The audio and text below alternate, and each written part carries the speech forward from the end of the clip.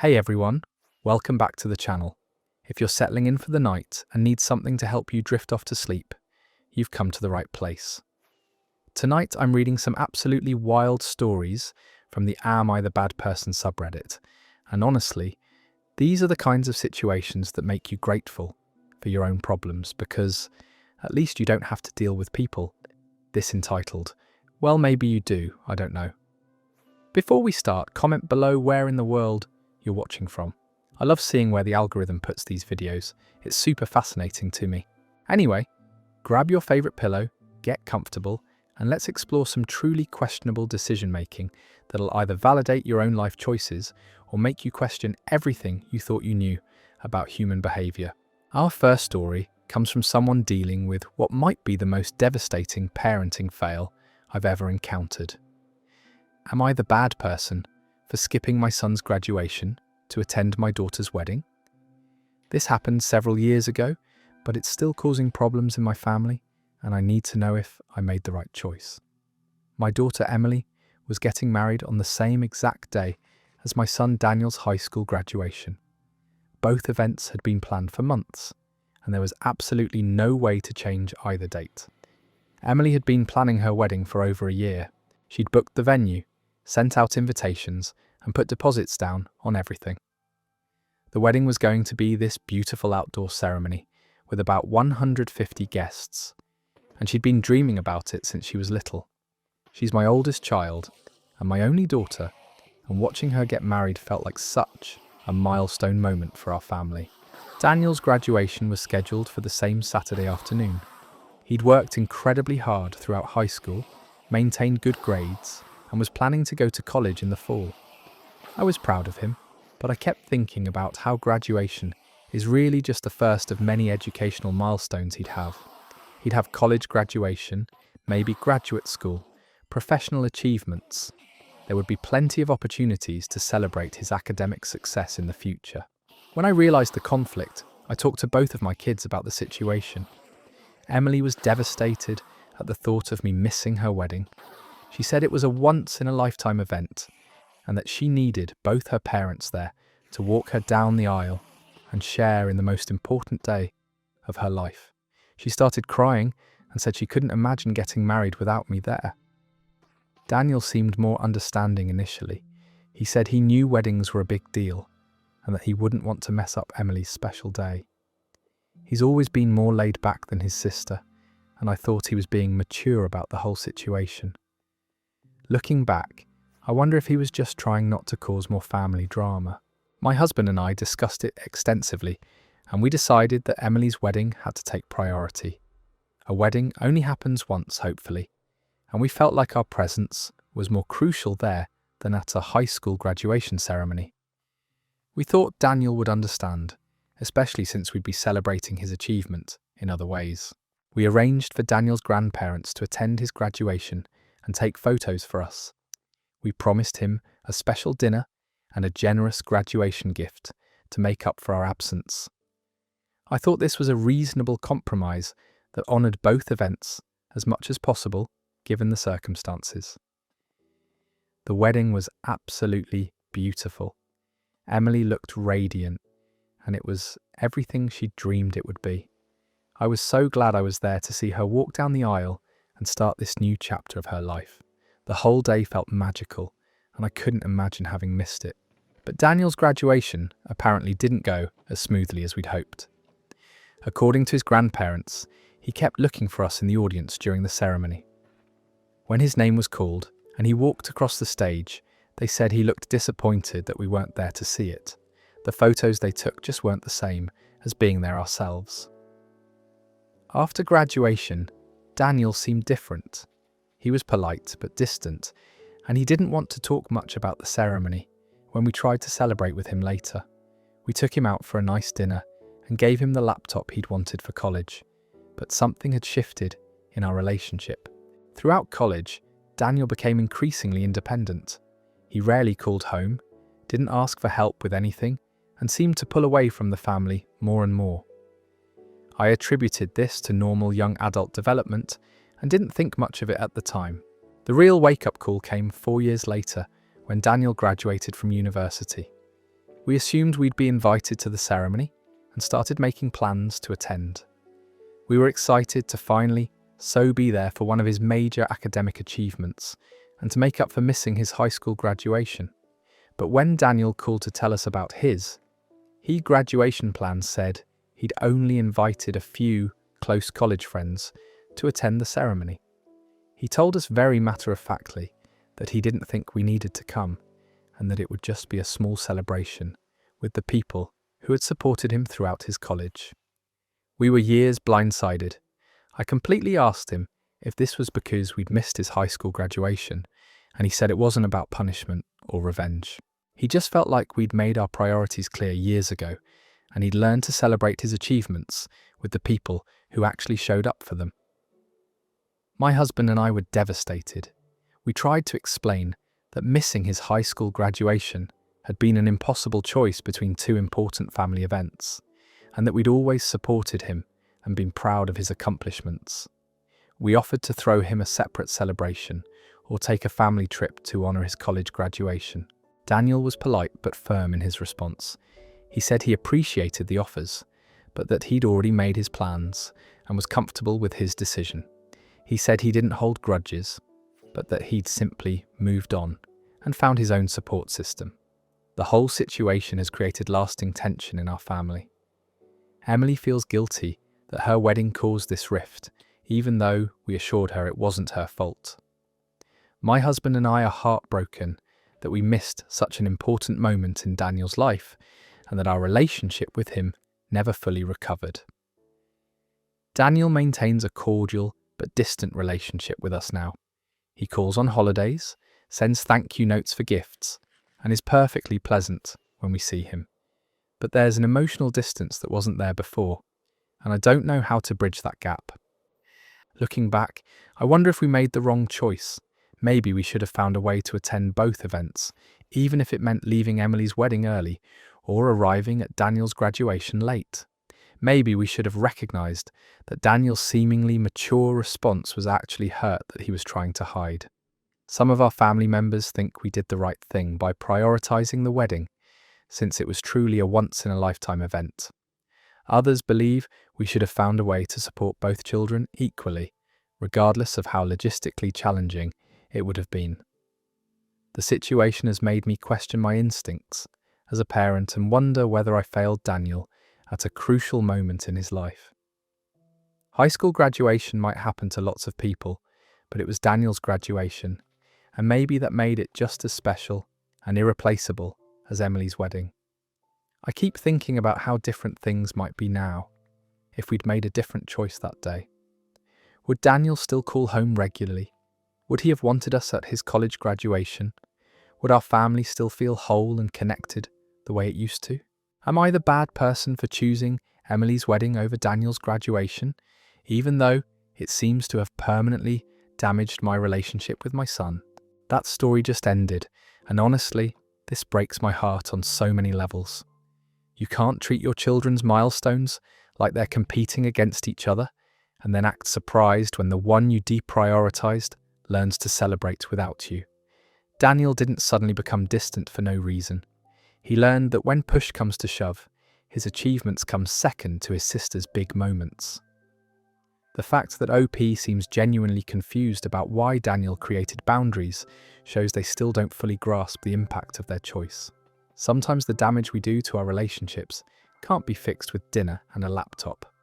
Let's move on to our next story, which involves some questionable decision-making around personal property and family expectations.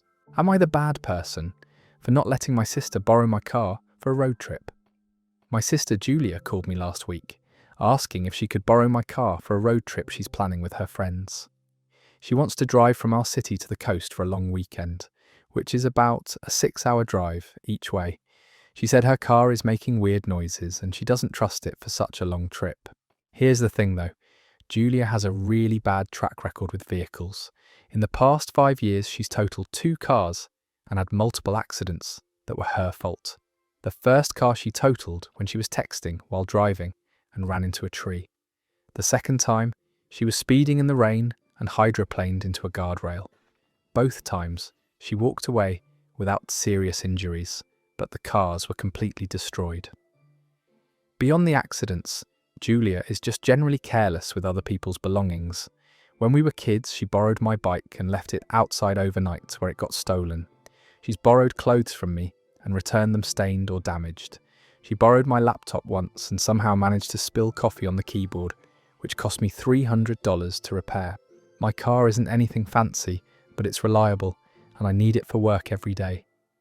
I saved up for months to buy it, and I've been really careful to maintain it properly. The thought of Julia taking it on a long road trip with her friends, who I know like to party and drink, makes me incredibly nervous. When Julia first asked, I tried to be diplomatic. I told her I was concerned about lending out my car for such a long trip, especially since I need it for work. I suggested she could rent a car instead, or maybe find another friend who could drive. Julia immediately got defensive and said I was being ridiculous. She pointed out that the accidents she'd had were years ago and that she's a much more careful driver now. She said she couldn't afford to rent a car and that none of her friends had reliable vehicles either. She accused me of not trusting her and holding past mistakes against her forever. I tried to explain that it wasn't about trust, but about practical concerns. If something happened to my car while she was using it, I'd be stuck without transportation to get to work. Even if her insurance covered the damage, I'd still have to deal with the hassle of repairs and potentially miss work while the car was in the shop. Julia said I was making excuses and that family should help each other out. She reminded me of times when our parents had helped me when I was younger and said I should be willing to do the same for her. She got increasingly upset and accused me of being selfish and only caring about material possessions. The conversation escalated when Julia said that my refusal was going to ruin her entire trip. She'd already made plans with her friends, booked accommodations, and was really looking forward to this getaway. She said I was being unreasonable and that a good sister would find a way to help. I stood my ground and told Julia that I wasn't comfortable lending my car for a long road trip. I offered to help her look into car rental options or see if there were other transportation alternatives, but she wasn't interested in those solutions. Julia ended up cancelling her trip and has been giving me the cold shoulder ever since. She's told other family members that I ruined her vacation by being unwilling to help when she needed me. Some of our relatives have reached out to suggest that I should have been more accommodating, especially since Julia really needed the help. Our parents are staying neutral on the surface, but I can tell they think I should have lent her the car. They've made comments about how family should support each other and how possessions aren't as important as relationships. Julia has been posting passive-aggressive things on social media about fake family members and people who can't be counted on when it matters. She's clearly trying to make me feel guilty about my decision, and it's working to some extent. I keep second-guessing myself because I do love my sister, and I hate that she's upset with me. Maybe I should have taken the risk and lent her the car. Maybe I'm being overly cautious because of her past mistakes. But I also feel like I have the right to protect my property and make decisions about who uses it. The whole situation has made family gatherings awkward, and I'm tired of feeling like the bad guy for setting reasonable boundaries. Julia hasn't apologised for the accidents she's had or acknowledged why I might be hesitant to lend her my car. She seems to think enough time has passed that her track record shouldn't matter anymore. Am I the bad person for refusing to let my sister borrow my car for her road trip, even though it meant she had to cancel her plans? This story ends there, and honestly, Julia's track record speaks for itself. 2 totaled cars plus a history of damaging borrowed items equals someone who doesn't get to borrow your only means of transportation. The fact that she immediately jumped to emotional manipulation instead of acknowledging why you might be hesitant shows she hasn't learned from her past mistakes. You're not responsible for funding her vacation through the potential destruction of your property. Sometimes protecting your boundaries means disappointing people who've proven they can't handle the responsibility. Let's dive into our next story, which shows how family members can turn basic financial responsibility into emotional manipulation. Am I the bad person for refusing to pay for my mum's new phone? Last month, my mum dropped her phone and completely shattered the screen. It was one of those newer smartphones that cost around $800 when she bought it 2 years ago. The phone still worked, but the screen was cracked badly enough that it was difficult to use and probably unsafe, since little pieces of glass kept falling off. When my mum told me about the accident, I felt bad for her because I know how frustrating it is to deal with a broken phone. I suggested she look into getting the screen repaired, which would probably cost around $200, or maybe consider getting a less expensive replacement phone if the repair wasn't worth it.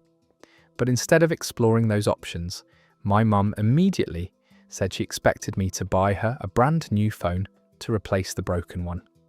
She said that since I have a good job and she's on a fixed income, it only made sense for me to take care of this expense.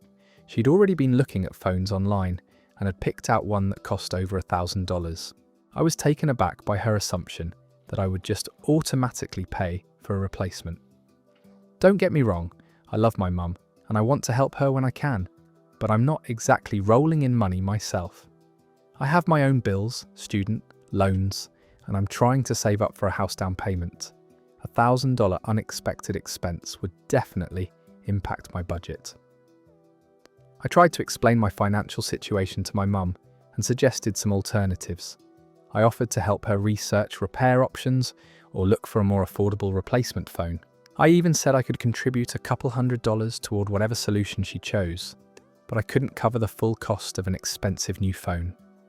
My mum got upset and said I was being selfish. She reminded me of all the things she'd done for me over the years, how she'd supported me through college and helped me get established in my career. She said that now that I was doing well, I should be willing to help her out when she needed it. I felt guilty hearing her talk about everything she'd sacrificed for me, because it's true that my parents worked hard to give me opportunities. But I also felt like she was being unrealistic about my financial situation and expecting me to solve her problem in the most expensive way possible. The situation got more complicated when my cousin Liam got involved. My mum had apparently called him to complain about my refusal to buy her a new phone. Liam called me up and told me I was being ungrateful and that I should appreciate everything my mum had done for me over the years. Liam said that when your parents need help, you don't think about the cost, you just do whatever it takes to take care of them. He said he would gladly buy his mum a new phone if she needed one, and he couldn't understand why I was being so cheap about it. I tried to explain to Liam that it wasn't about being cheap, but about being realistic about my finances and not wanting to set a precedent where I automatically pay for every expensive thing my mum wants. I pointed out that there were less expensive solutions to her phone problem that would work just as well. Liam said I was making excuses and that family should come first before my savings goals or other financial priorities. He said my mum had raised me and deserved to have her needs taken care of now that I was an adult with a job. The pressure from both my mum and Liam made me doubt myself. Maybe I was being too focused on money and not focused enough on helping family. But at the same time, I felt like they were being unreasonable in expecting me to pay full price for the most expensive option when there were other solutions available. I finally told my mum that I would help her get her phone repaired or contribute toward a more reasonably priced replacement, but I wasn't going to buy her a $1,000 phone. She said that wasn't good enough, and that if I really cared about her, I'd make sure she had a phone that worked properly. My mum ended up borrowing money from my aunt to buy the expensive phone she wanted. She's been giving me the cold shoulder ever since, and she makes comments about how some children appreciate their parents, while others are too selfish to help when it matters. The whole situation has created tension in our family, and I keep wondering if I should have just bought the phone to keep the peace. But I also feel like giving in would have sent the message that I'm responsible for replacing anything expensive that breaks in her life. Am I the bad person for refusing to pay for my mum's entire new phone replacement when there were other, more affordable solutions available? That story ends there, and honestly, expecting your adult child to automatically replace your broken luxury items is pretty entitled behaviour. A cracked screen doesn't require a $1,000 solution, and turning family guilt into financial pressure is manipulative. The fact that she borrowed money from someone else to get exactly what she wanted proves this was about getting the most expensive option, not about actually needing a working phone. Setting boundaries around unreasonable financial expectations isn't selfish, it's necessary. Our next story takes us into the world of family members who think your time belongs to them by default. Am I the bad person for saying no to babysitting my brother's kids again? My brother Adam has twin 4-year-olds, and over the past year, he's gotten into the habit of asking me to babysit them pretty regularly. At first, I didn't mind helping out occasionally, because I know being a parent is hard work, and everyone needs a break sometimes. But what started as occasional favours has turned into him treating me like his personal, on-call babysitter. It began with Adam asking if I could watch the twins for a few hours on weekends, so he and his wife could go grocery shopping or run errands together. That seemed reasonable, and the kids are generally well behaved, so I agreed to help out. But then the requests started becoming more frequent and for longer periods of time. Soon, Adam was asking me to babysit so they could go out to dinner, then for entire evenings so they could see movies or go to parties. The requests evolved from a few hours on Saturday afternoon to full-day commitments that would eat up most of my weekend. And Adam never really asked anymore, he just assumed I'd be available. Last month, Adam started texting me on Wednesday or Thursday each week, telling me what time to come over on Saturday to watch the kids. Not asking if I was free, just informing me when I was expected to show up. When I mentioned that I might have other plans, he'd get annoyed and say that family should be a priority. The breaking point came 2 weeks ago when Adam called me on Friday night and told me I needed to watch the twins all day Saturday because he and his wife were going to a wedding out of town. He said they'd already RSVP'd and booked a hotel room, and that I was their only childcare option. I told Adam that I had plans for Saturday and wouldn't be able to babysit. I was supposed to help my friend move into her new apartment, something I'd committed to weeks earlier. I also mentioned that it would have been nice if he'd asked me before making plans that required my availability. Adam got furious and said I was being selfish and unreliable. He said that helping family should come before helping friends, and that his kids were more important than whatever social plans I had. He accused me of not caring about my nephews, and said that good aunts make sacrifices for their family. I tried to explain that I do care about the kids, but that I can't drop everything whenever he decides he needs a babysitter. I pointed out that he never offers to pay me for watching them, never brings them to my place so I don't have to disrupt my own routine, and never asks if the timing works for me. Adam said that payment shouldn't matter because we're family, and that taking care of his kids should be something I want to do out of love, not obligation. He said I was being petty by bringing up money, and that he was disappointed in my attitude toward helping with the twins. The conversation escalated when Adam said that, since I don't have kids of my own, I don't understand how hard it is to find reliable childcare. He said I had more free time than he did, and should be willing to use some of that time to help him out. He made it sound like my life was less important because I don't have children.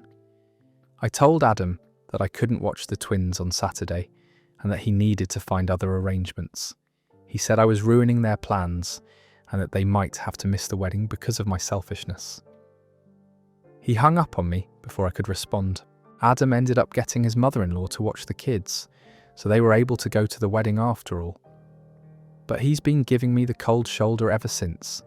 He's made several passive-aggressive comments about how you can't count on some people when you really need them. The situation came to a head last weekend when Adam texted me, again, assuming I'd be available to babysit. This time, I told him directly that I wasn't going to be his default babysitting option anymore, and that he needed to make other arrangements for childcare when he and his wife wanted to go out. Adam blew up at me and said I was abandoning my family when they needed me most. He accused me of being bitter about not having kids and taking it out on his children. He said that if I really loved my nephews, I'd want to spend time with them instead of looking for excuses to avoid them. I tried to explain that it wasn't about not wanting to spend time with the kids, but about him assuming my time was always available and never respecting my schedule or other commitments. I said I'd be happy to babysit occasionally when asked in advance, but I wasn't going to be his regular, unpaid childcare solution. Adam said I was being dramatic and that families supposed to help each other without keeping score. He said I was acting like spending time with his kids was some huge burden instead of a privilege. The conversation ended with him saying he'd remember who was there for him when he really needed support. Since then, Adam has been telling other family members that I refuse to help with his kids and that I'm not the aunt he thought I was. Some relatives have reached out to suggest that I should be more flexible since Adam is clearly struggling with the demands of parenting twins. Am I the bad person for telling my brother that I won't be his automatic babysitting solution anymore and that he needs to respect my time and schedule? That story wraps up there, and Adam clearly doesn't understand the difference between occasionally helping family and being treated like free labour. The fact that he went from asking for help to just informing you when to show up demonstrates exactly how entitled he became. You're not his employee, and being child-free doesn't mean your time has no value. Family help should be appreciated, not expected, and definitely not assumed without even asking. Time for another story about someone who learned that setting boundaries with toxic family members always comes with drama. Am I the bad person for not inviting my aunt to my birthday party? I'm turning 25 next month and decided to throw myself a birthday party at my apartment. Nothing too fancy, just close friends and family members I actually enjoy spending time with. When I was making my guest list, I deliberately left off my Aunt Karen, and now it's causing family drama that I probably should have expected. Karen is my mum's older sister, and she has this way of making every gathering about herself, while simultaneously putting other people down. She's been doing this my entire life, and I'm honestly tired of pretending. It doesn't bother me just to keep the peace at family events. At family gatherings, Karen always finds something to criticize about everyone. She'll comment on people's weight, their career choices, their relationships, or really anything she can think of. She frames these comments as being helpful or just being honest, but they're actually just mean observations that make people feel bad about themselves. Last Christmas, Karen spent the entire dinner making comments about how I should be married by now, and asking, going to give when I was my parents' grandchildren. When I said I was focused on my career right now, she said that career women always end up alone, and that I'd regret prioritizing work over finding a husband. She also made several comments about my cousin's weight, suggesting she should consider joining a gym instead of bringing dessert to family dinner. When my uncle mentioned that he was thinking about changing jobs, Karen immediately started listing all the reasons why it was a bad idea and how he'd probably fail at anything new. The pattern is always the same. Karen makes these cutting remarks throughout any family gathering, and when people get uncomfortable or push back, she acts like everyone else is being too sensitive.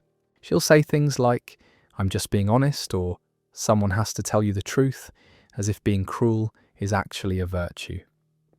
At my college graduation party 2 years ago, Karen made comments about how my degree was impractical and how I'd probably struggle to find a good job. When I did land a great position 6 months later, instead of congratulating me, she said I was lucky and that the job market must be easier than she thought. I've tried talking to my parents about Karen's behaviour, but they always make excuses for her. They say that's just how she is and that I should ignore her comments because she doesn't really mean anything by them. They act like tolerating her rudeness is just part of being family, and that calling her out would cause unnecessary drama. But here's the thing, it's my birthday party and I want to actually enjoy it. I want to celebrate with people who support me and make me feel good about myself, not spend the evening managing Karen's need to tear everyone down while acting like she's doing us all a favour. When my cousin Chloe found out that Karen wasn't invited, she called me up to ask if there had been some mistake with the invitation. I explained that I'd deliberately chosen not to invite Karen because I wanted my party to be a positive experience. Chloe said I was being dramatic and that Karen's comments aren't that bad. She said that family's family and that you don't exclude relatives from important events just because they're a little blunt sometimes. She accused me of holding grudges and being too sensitive about Karen's personality.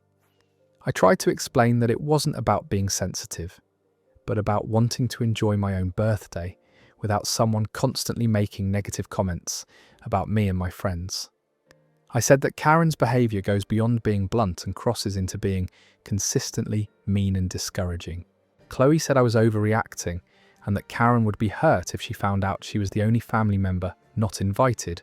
She said it would create permanent damage in our family relationships and that I'd regret excluding her over something so petty. The conversation got more heated when Chloe said that mature adults learn to deal with difficult family members instead of just cutting them out. She said that avoiding Karen was childish and that I should be able to handle a few uncomfortable comments for the sake of family harmony. I told Chloe that I wasn't trying to cut Karen out of my life permanently, but that I had the right to choose who I wanted at my own birthday celebration. I said that wanting to enjoy my party without being criticised wasn't unreasonable or immature. Chloe ended the call by saying she was disappointed in my decision and that she hoped I'd reconsider before it was too late. She said Karen had always been proud of me and would be devastated to learn that I thought so little of her that I wouldn't even invite her to my birthday. Since then, I've been getting texts from various family members asking about the party and hinting that Karen should be included. My mum called to ask if I was sure about my decision and said that Karen had been looking forward to celebrating with me. I'm starting to feel guilty about the whole situation, but I'm also frustrated that my family expects me to tolerate behaviour that makes me uncomfortable just to avoid hurting Karen's feelings. Nobody seems concerned about how her comments affect other people, just about making sure she doesn't feel excluded. The party's in 3 weeks, and I'm torn between sticking to my decision and giving in to family pressure. Part of me wonders if one evening of dealing with Karen's comments would be worth avoiding all this family drama. Am I the bad person for not inviting my aunt to my birthday party because I don't want to deal with her negative attitude and constant criticism? That story ends there, and honestly, you have every right to curate your guest list for your own birthday party. The fact that your family keeps making excuses for Karen's behaviour instead of addressing it shows they've been enabling her for years. Wanting to enjoy your special day without someone who consistently makes cruel comments isn't dramatic or immature. Sometimes protecting your peace means disappointing people who've gotten comfortable with you absorbing their negativity. Looking at our next story, we have someone dealing with family financial pressure in a slightly different way. Am I the bad person for not paying for my cousin's prom ticket? My cousin Olivia is a senior in high school and prom is coming up in a few weeks. Last weekend at a family barbecue, she approached me and asked if I could pay for her prom ticket because she said I make more money than her family does and it would be easier for me to cover it. I was honestly surprised by the request because we've never been particularly close. Olivia and I see each other at family gatherings, maybe don't really outside of those events 3 or 4 times a year, and we text or hang. She's always been polite, but we don't have the kind of relationship where I'd expect her to ask me for financial help. The prom ticket costs $250, which isn't a huge amount of money, but it's not pocket change either. I'm 28, and I do have a decent job as a software developer, but I also have my own expenses and financial goals that I'm working toward. When Olivia asked me about the ticket, I was caught off guard and didn't know how to respond immediately. I told her I'd need to think about it, which seemed to disappoint her. She said that prom was really important to her and that she'd been looking forward to it all year. Later that evening, Olivia's mum, my Aunt Linda, pulled me aside and said that Olivia had mentioned talking to me about prom expenses. Linda explained that they were going through a tough financial period because her husband had been laid off from his job 2 months ago. She said they were struggling to cover basic expenses and couldn't afford the prom ticket on top of everything else. I felt bad hearing about their situation, but I also felt uncomfortable with the assumption that I should automatically step in to pay for Olivia's prom ticket. Linda said that since I don't have kids of my own and I'd have stable income, it would mean a lot if I could help Olivia have this experience. I tried to be diplomatic and said that I understood they were going through a difficult time, but that I wasn't in a position to pay for the prom ticket. I suggested that maybe Olivia could look into fundraising options or see if the school had any financial assistance programs for students who couldn't afford prom expenses. Linda seemed disappointed by my response and said that she thought family was supposed to help each other during hard times. She mentioned that she'd helped me out when I was younger, though I honestly couldn't remember any significant financial assistance she'd provided.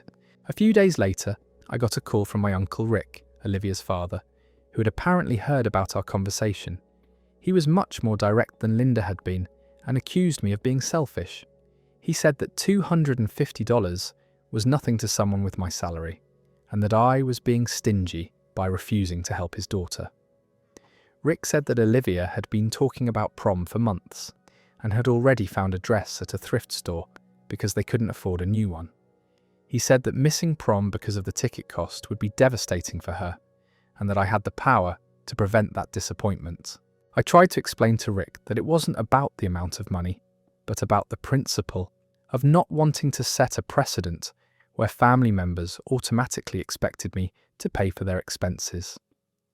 I said that I worked hard for my money and had my own financial priorities and goals. Rick got angry and said I was being ridiculous. He pointed out that I don't have a family of my own to support, so I should be more willing to help relatives who are struggling. He said that successful family members have a responsibility to lift up those who are less fortunate. The conversation got more heated when Rick said that Olivia looked up to me and had been excited about the possibility of me helping her with prom. He said that my refusal was teaching her that family can't be counted on when it matters, and that she'd remember this disappointment for the rest of her life. I told Rick that I was sorry they were going through financial difficulties, but that I couldn't be expected to pay for Olivia's prom ticket. I suggested that they might want to look into payment plans or other options for covering the cost. Rick said I was making excuses and that if I really cared about Olivia, I'd find a way to help her. He said that family should come first and that my attitude was selfish and disappointing. He hung up on me before I could respond. Since then, several other family members have reached out to me about the situation. Some have been supportive of my decision and said that Rick and Linda shouldn't have expected me to pay for Olivia's expenses. Others have suggested that I should reconsider because prom is such an important milestone for teenagers. My mum called to say that she understood my position but thought I should consider helping Olivia since the family was going through such a hard time. She said that sometimes being the financially stable family member means making sacrifices to help others, even when it's not technically your responsibility. Olivia hasn't spoken to me directly since the barbecue, but I've heard through other family members that she's really upset about not being able to afford prom. Apparently, she's been crying about it and feeling left out while her friends make their prom plans. The whole situation has made me feel guilty, but I also feel like I'm being pressured into paying for something that isn't my responsibility. I care about Olivia, and I don't want her to miss prom, but I also don't think it's fair to expect me to automatically cover her expenses just because I have a job. Am I the bad person for refusing to pay for my cousin's prom ticket when her family's going through financial difficulties? That story ends there, and honestly, having a stable job doesn't make you the family ATM. The fact that they went straight to you instead of exploring other options, like payment plans or school assistance programs, shows they saw you as the easy solution.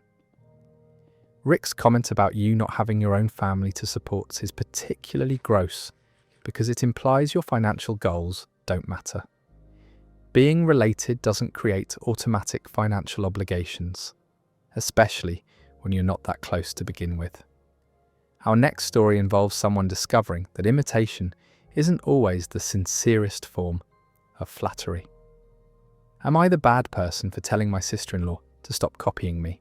My sister-in-law been copying everything Megan has I do for the past year, and it's gotten to the point where I feel like I can't make any personal choices without her immediately doing the exact same thing.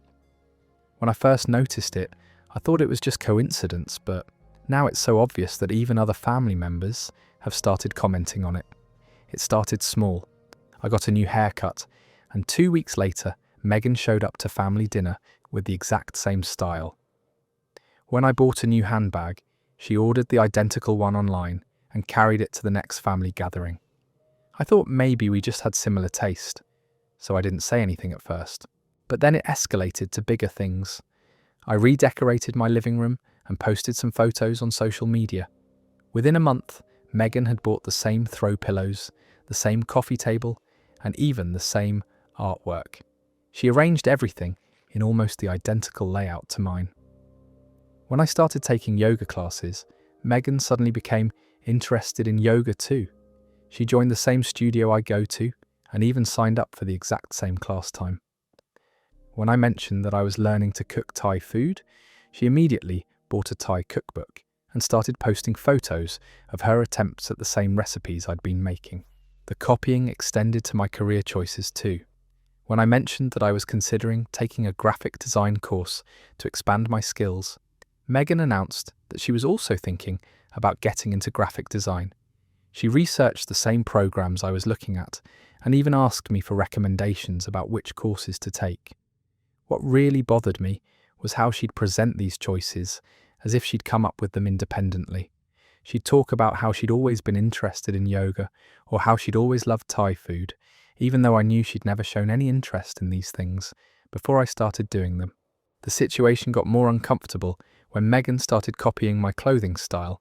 She'd see what I wore family events to, and then show up to the next gathering wearing something almost identical.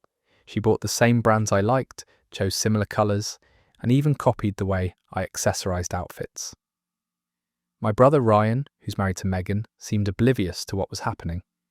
When I tried to mention it to him, he said that Megan just had good taste and that it was nice that we had so much in common.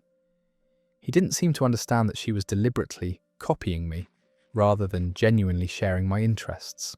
The final straw came last month when I announced that my boyfriend and I were planning to adopt a rescue dog.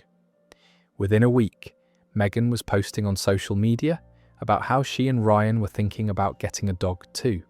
She was looking at the same breed I'd mentioned and even contacted the same rescue organisation. I finally decided I had to say something. I called Megan and asked if we could talk privately. I tried to be diplomatic and said that I'd noticed we seemed to be making a lot of similar choices lately, and that I was feeling uncomfortable about it. Megan immediately got defensive and said she didn't know what I was talking about.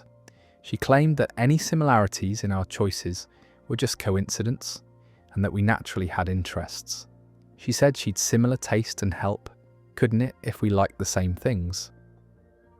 I tried to give specific examples of the copying, from the haircut to the living room decor to the yoga classes.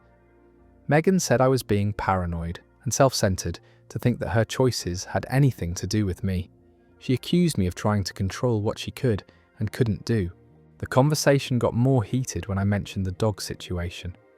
I said it felt like she was copying even my most personal decisions, and that I needed some space to make choices without feeling like she was going to immediately do the same thing. Megan said I was being ridiculous and possessive. She said that I didn't own the right to have certain hobbies or make certain purchases, and that she was free to live her life however she wanted.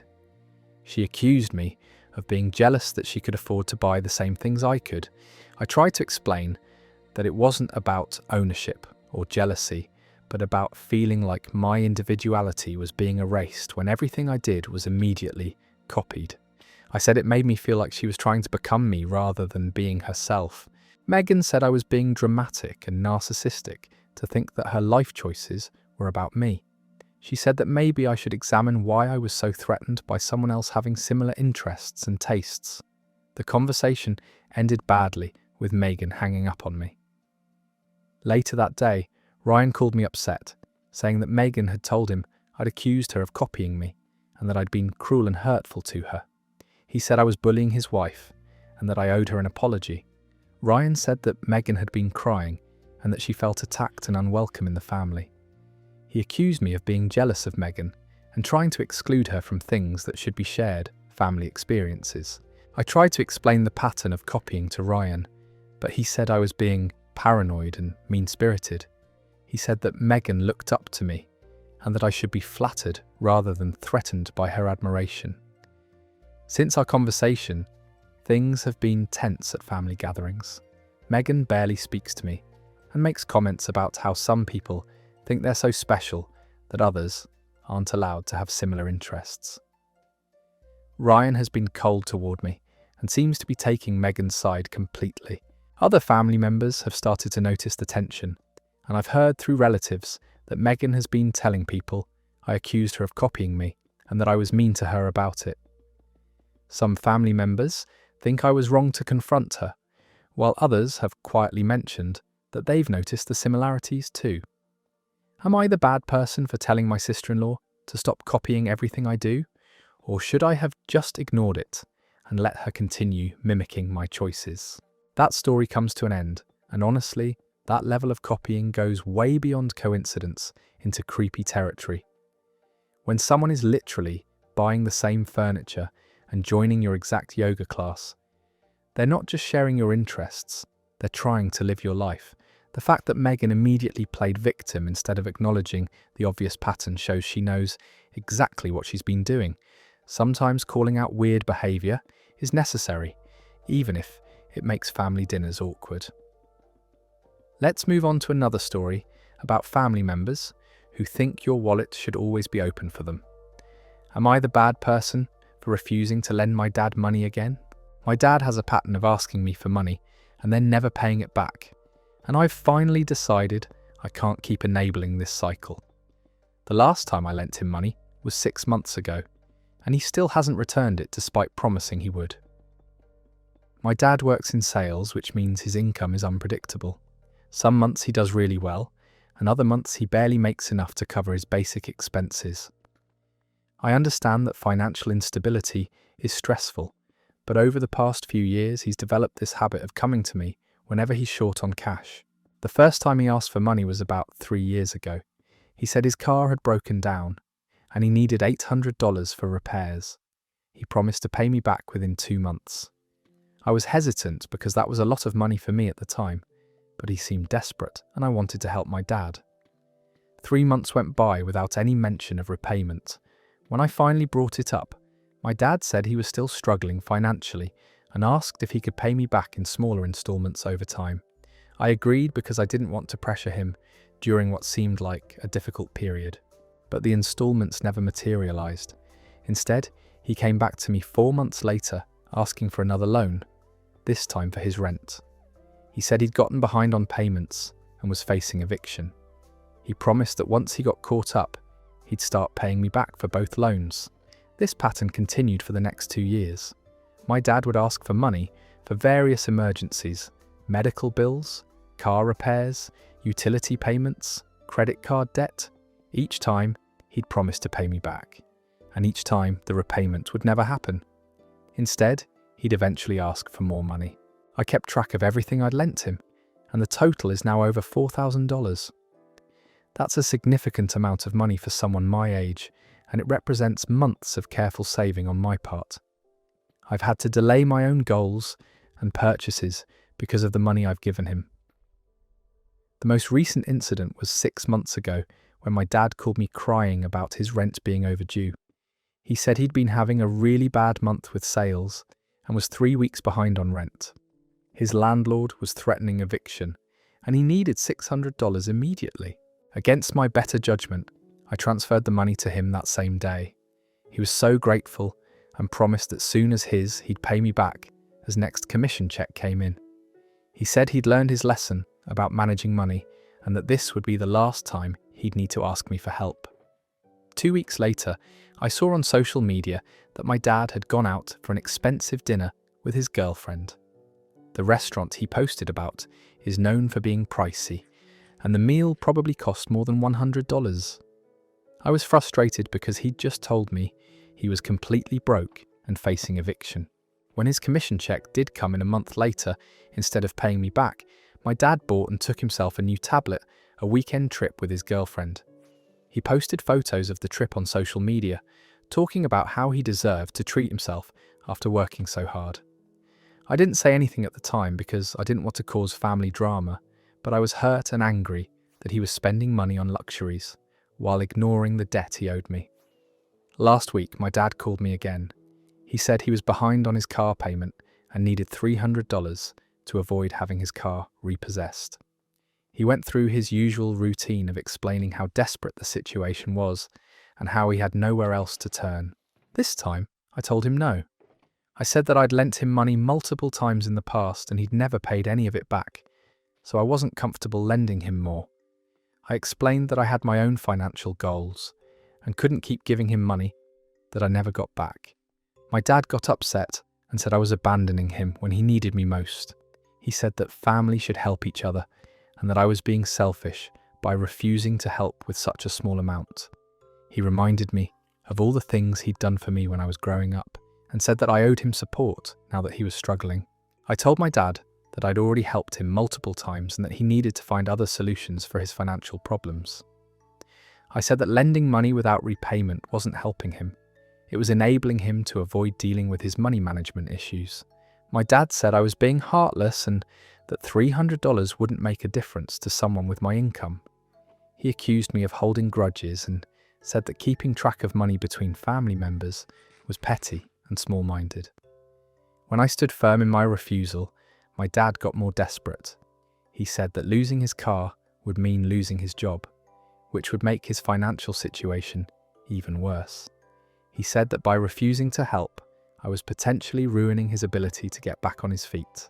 I felt guilty hearing him talk about the potential consequences, but I also knew that I'd heard similar sob stories before, and that lending him more money wouldn't actually solve his underlying problems. After our conversation, my dad called my brother Ethan to complain about my refusal to help. Ethan called me the next day and said I was being too harsh with our dad. He said that family should stick together during difficult times and that I was abandoning our father when he needed support. More doubt that I make Ethan point money than either he or our dad, and said that I should be willing to help family members who are struggling. He said that $300 wasn't a huge amount for me, but it could make a massive difference for our dad. I tried to explain to Ethan about the pattern of lending money without repayment, but he said that keeping score of money between family members was wrong. He said that parents sacrifice for their children without expecting repayment, and that children should do the same for their parents when needed. Ethan said that our dad was going through a rough patch and needed emotional and financial support from his family.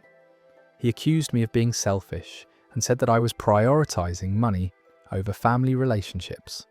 The conversation with Ethan made me doubt my decision. Maybe I'm being too harsh by cutting off financial support completely.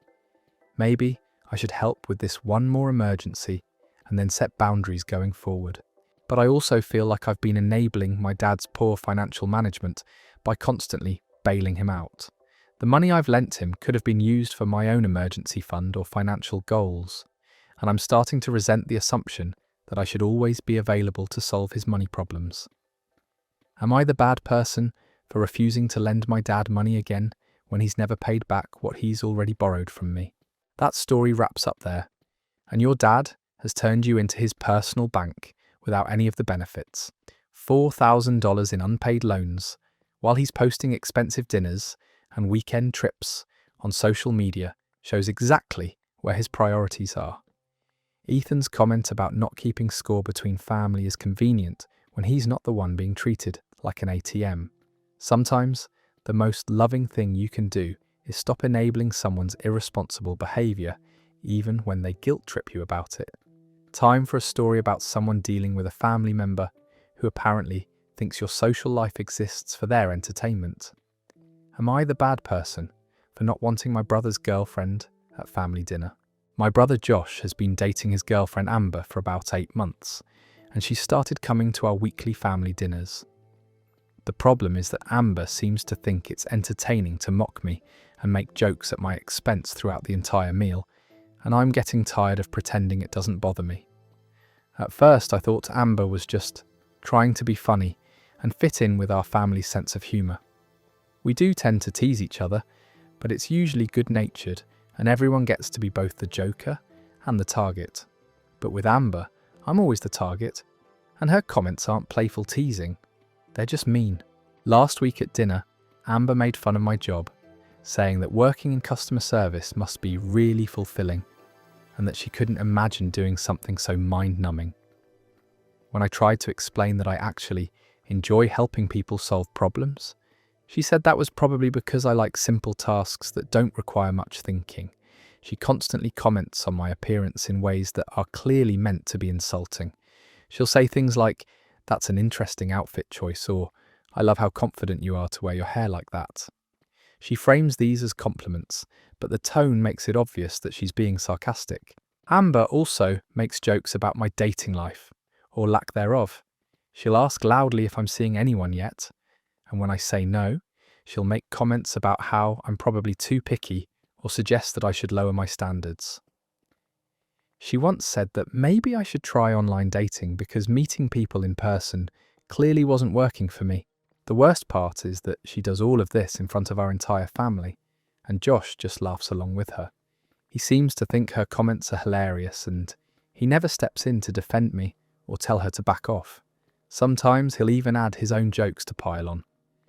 My parents try to change the subject when Amber's comments get too mean, but they don't directly address her behaviour either. I think they're trying to keep the peace and not make Josh feel like his girlfriend isn't welcome, but their silence makes me feel like I'm expected to just tolerate being treated badly. 2 weeks ago, Amber made a comment about how I must save a lot of money on dates since I never go on any. The whole table went quiet for a moment, and I could see that even my parents thought she'd crossed a line. But then Josh started laughing and said that Amber was just being funny, and the moment passed. I finally decided I'd had enough and asked Josh if we could talk privately after dinner. I explained that Amber's comments were hurtful and that I didn't want to be her target for jokes anymore. I asked him to talk to her about toning down the personal attacks. Josh got defensive immediately and said that Amber was just trying to fit in with our family's humour. He said that we all joke around with each other, so I shouldn't take her comments personally. He accused me of being too sensitive and said that Amber's jokes weren't any worse than the teasing we'd always done as siblings. I tried to explain that there was a difference between mutual teasing and one person constantly being targeted by someone else, but Josh said I was overreacting. He said that Amber liked me and was just trying to bond with me through humour. When I pointed out that her jokes were always at my expense and never the other way around, Josh said that was because I didn't make an effort to participate in the banter. He said that if I wanted to dish it out, I had to be willing to take it too. I told Josh that I didn't want to spend family dinners being insulted and that I was going to start skipping them if Amber was going to continue treating me this way. Josh said I was being dramatic and that I was trying to make him choose between his girlfriend and his family. Josh said that Amber made him happy and that she was going to be around for the long term. He said that I needed to learn to get along with her instead of trying to exclude her from family events. He accused me of being jealous that he had a girlfriend and said that I was taking out my loneliness on his relationship. The conversation ended with Josh saying that Amber would continue coming to family dinners and that I could either deal with it like an adult or stay home. He said he wasn't going to ask his girlfriend to change her personality just because I couldn't take a joke. Since then, I've been skipping family dinners and my parents have started asking questions about why I'm not coming anymore. I haven't told them the full details about my conversation with Josh because I don't want to create more family drama. Josh has been telling people that I'm being antisocial and that I'm to exclude trying Amber from the "I'm jealous of their family" because relationship. He's making me sound petty and unreasonable while completely ignoring the fact that his girlfriend has been consistently mean to me. My parents called me yesterday asking if everything was okay and saying that they miss having me at family dinners. I want to tell them what's really going on, but I'm worried that it will cause a big family fight and make things even more uncomfortable. Am I the bad person for not wanting my brother's girlfriend at family dinner because she constantly makes jokes at my expense? Or should I just tolerate her behaviour to keep the peace? That story ends there, and Josh is completely missing the point if he thinks what Amber does counts as normal family teasing. Real banter goes both ways and stops when someone gets hurt, but Amber has turned you into her personal comedy target. The fact that Josh laughs along instead of defending you shows he's more interested in impressing his girlfriend than protecting his sibling.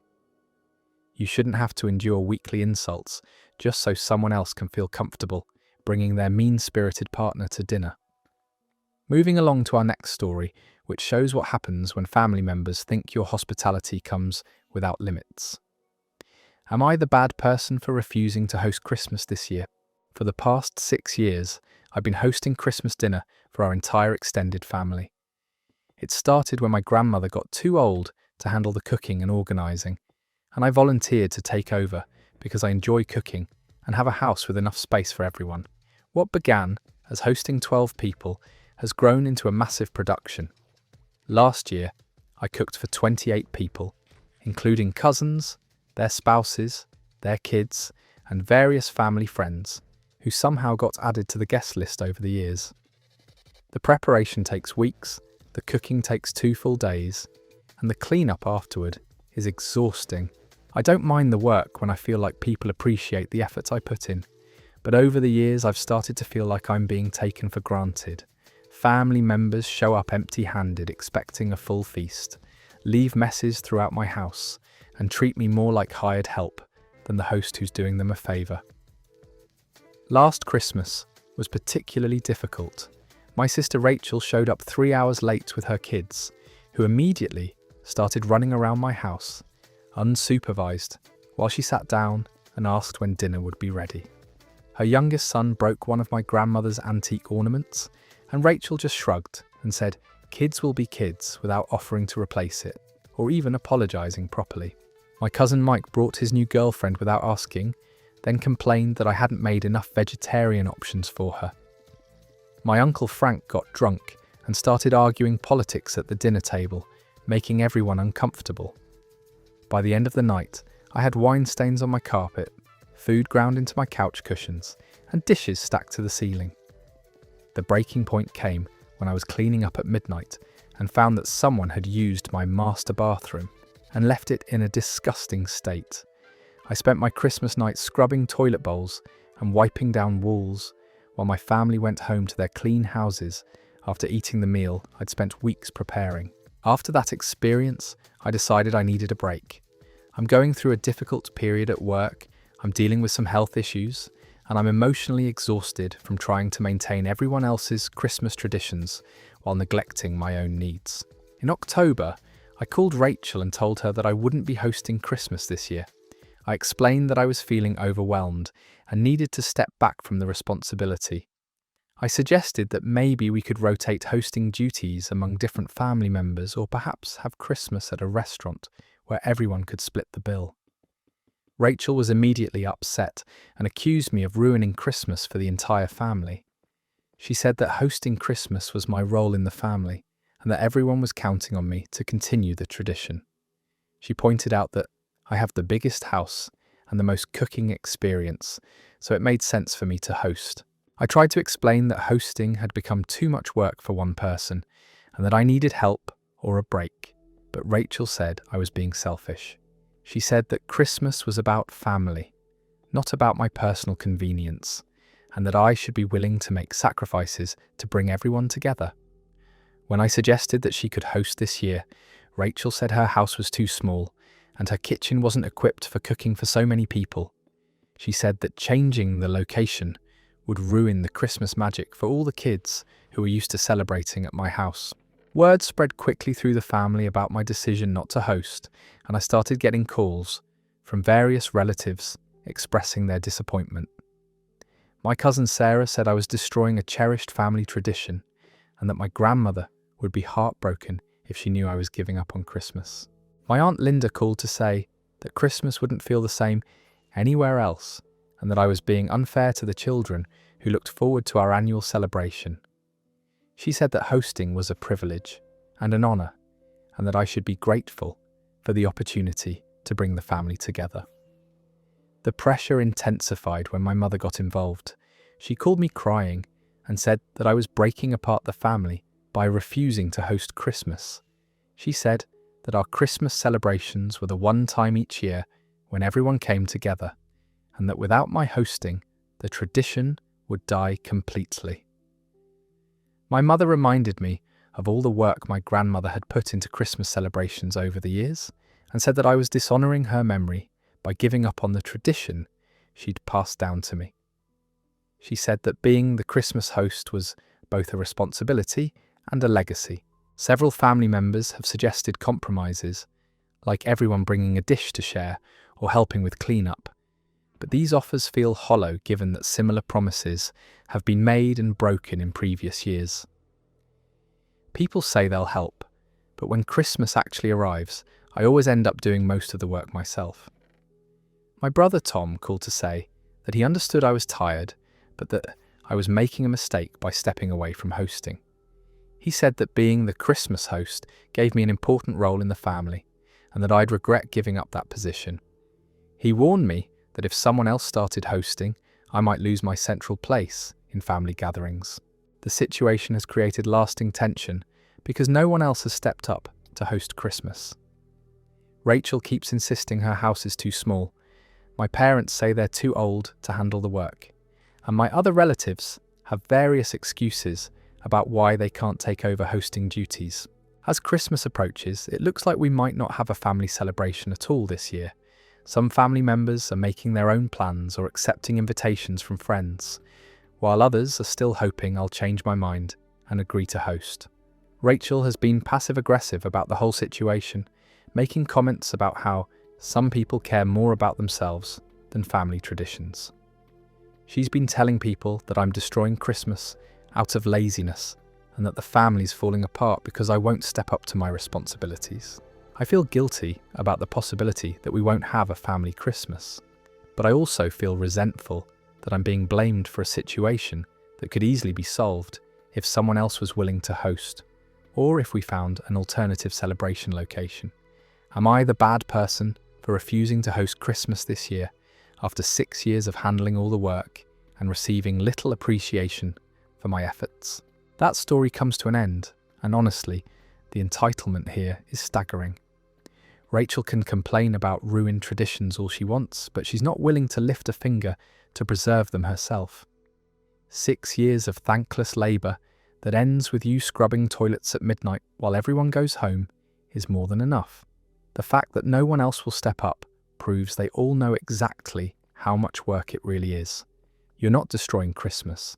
You're just refusing to be the family's unpaid caterer anymore.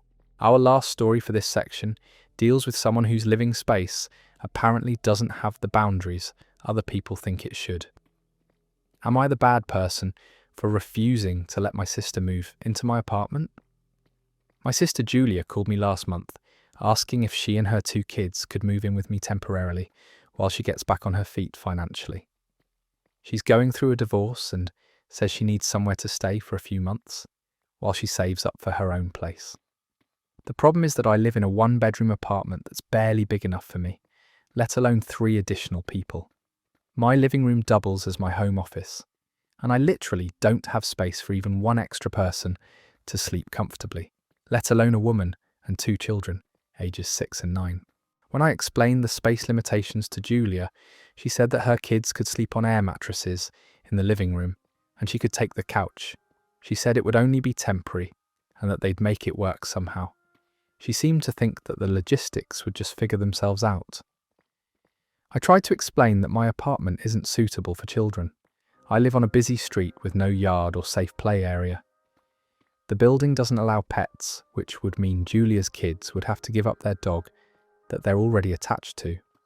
The school district is different from where they currently live, which would disrupt their education.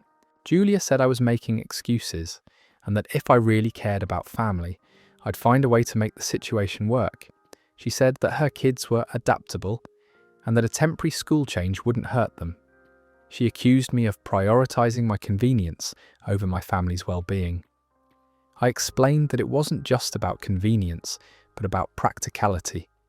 My apartment has thin walls, and my neighbours have complained about noise in the past. Adding 2 children to a space that's not designed for families would likely cause problems with my landlord and possibly result in eviction for violating occupancy limits. Julia said I was being selfish and that she'd do anything to help me if I was in her situation.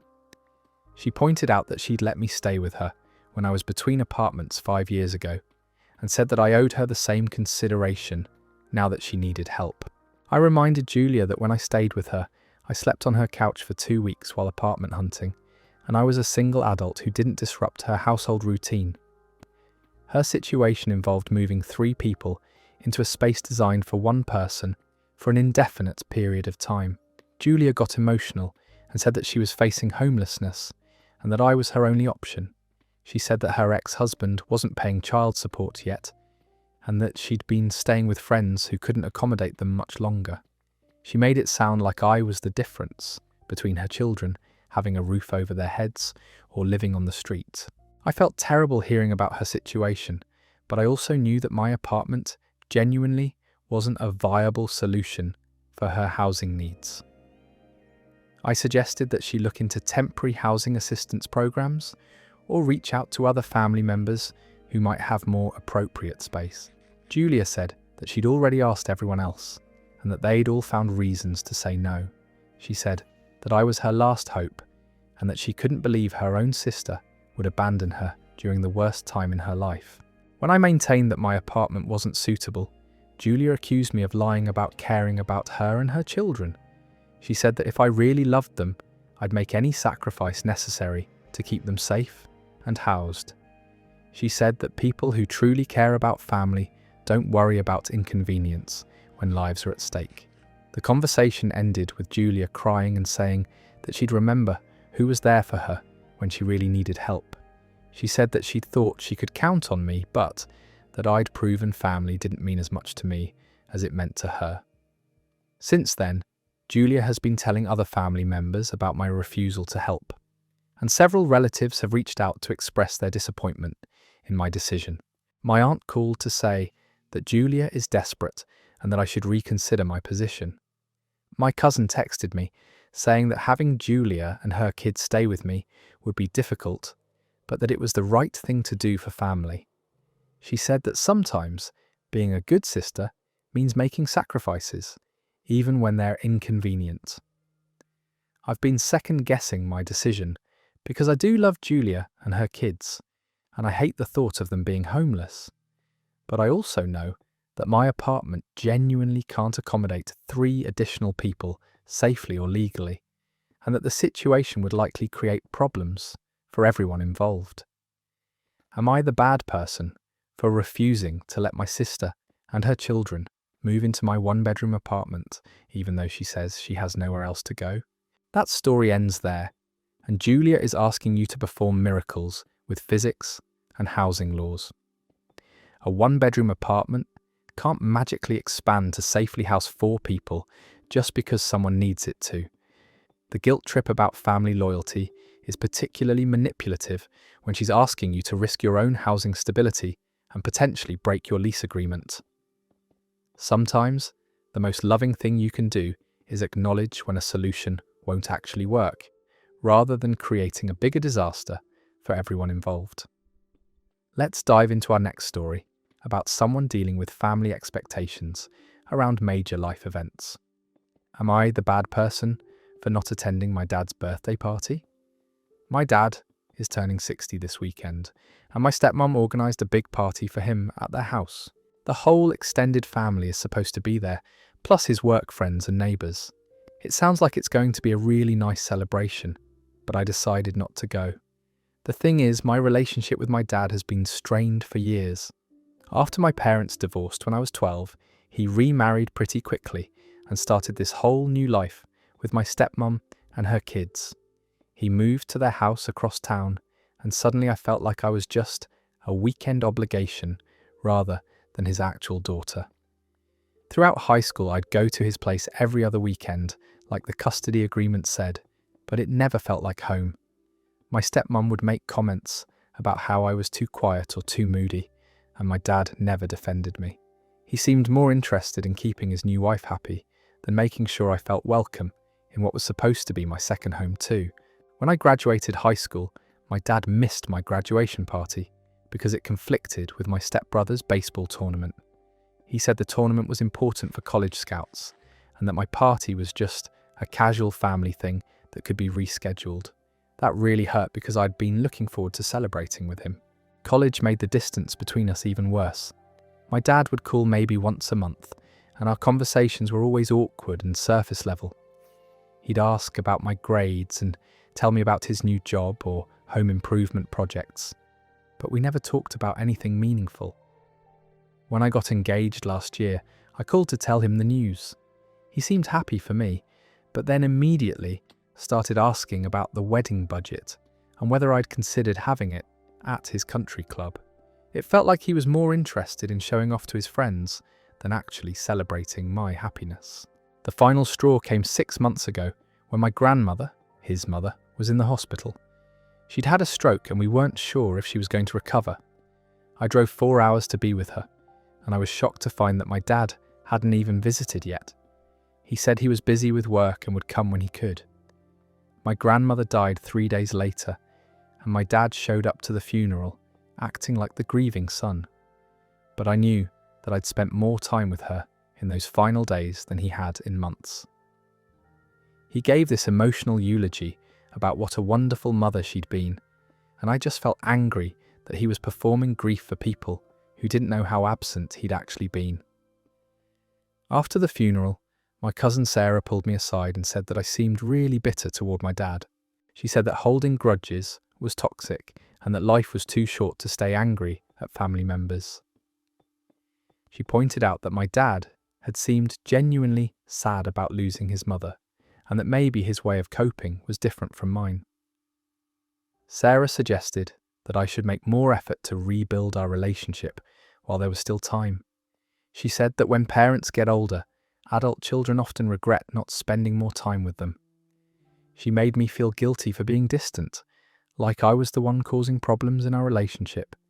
But when my stepmom called to invite me to the birthday party, I just couldn't bring myself to say yes.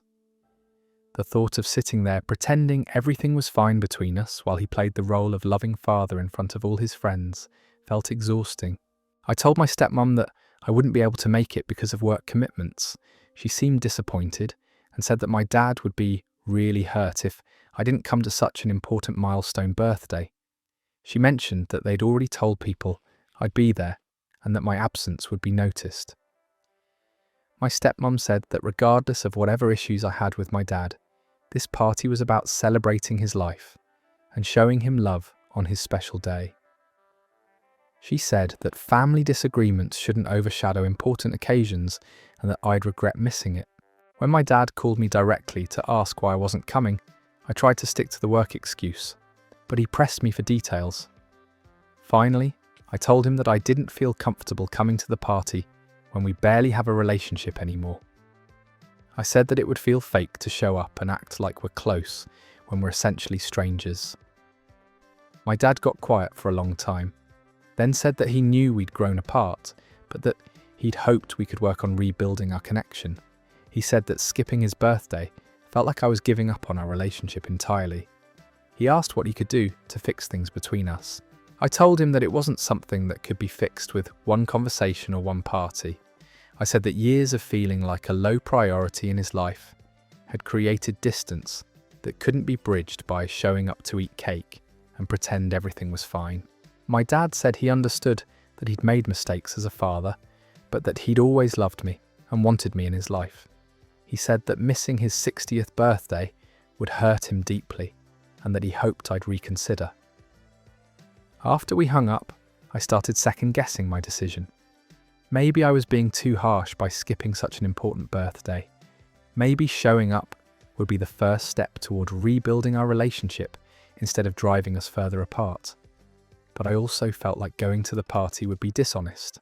I'd be there physically while feeling emotionally disconnected, and that seemed worse than just being honest about where our relationship actually stands.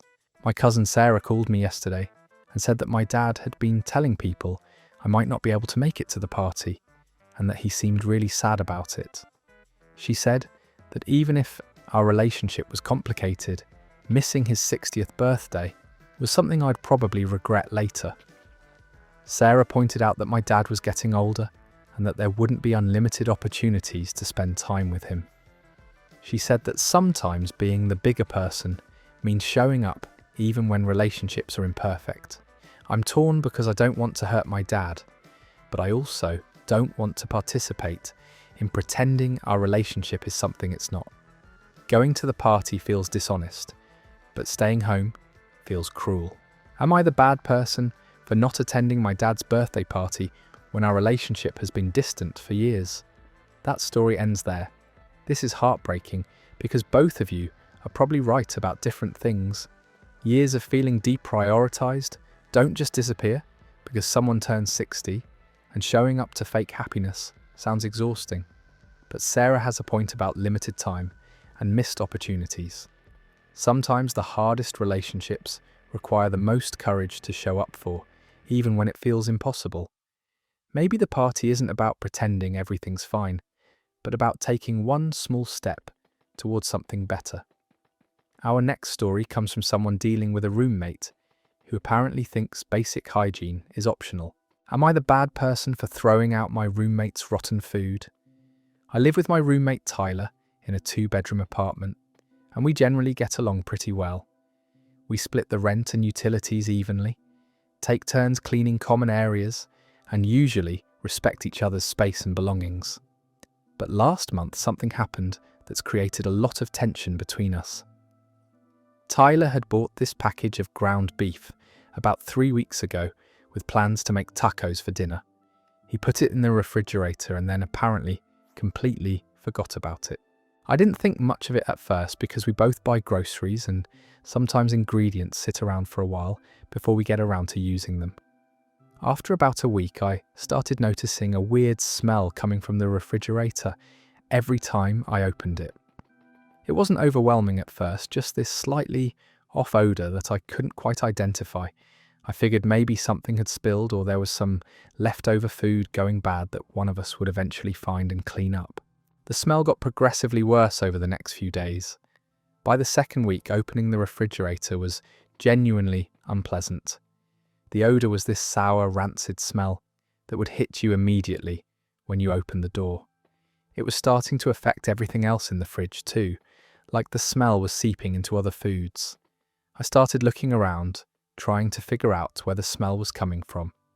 I checked the vegetable drawer, looked behind containers, and examined all the leftovers. Finally, I found Tyler's package of ground beef shoved in the back corner of the bottom shelf. The package was swollen up like a balloon and had this greenish tint to it. It was clearly completely rotten. I knocked on Tyler's bedroom door to let him know about the beef situation. He was in the middle of a video game and seemed annoyed that I was interrupting him. When I told him about the rotten meat, he just said, "Okay," and went back to his game. He didn't get up to deal with it or even seem particularly concerned about it. I figured he'd take care of it later that day or the next morning, so I left it alone. But 2 more days went by and the smell was getting so bad that I was starting to feel nauseous every time I went into the kitchen. The whole apartment was beginning to smell like rotting meat, and I was embarrassed to have friends over. I approached Tyler again and asked when he was planning to throw out the spoiled beef.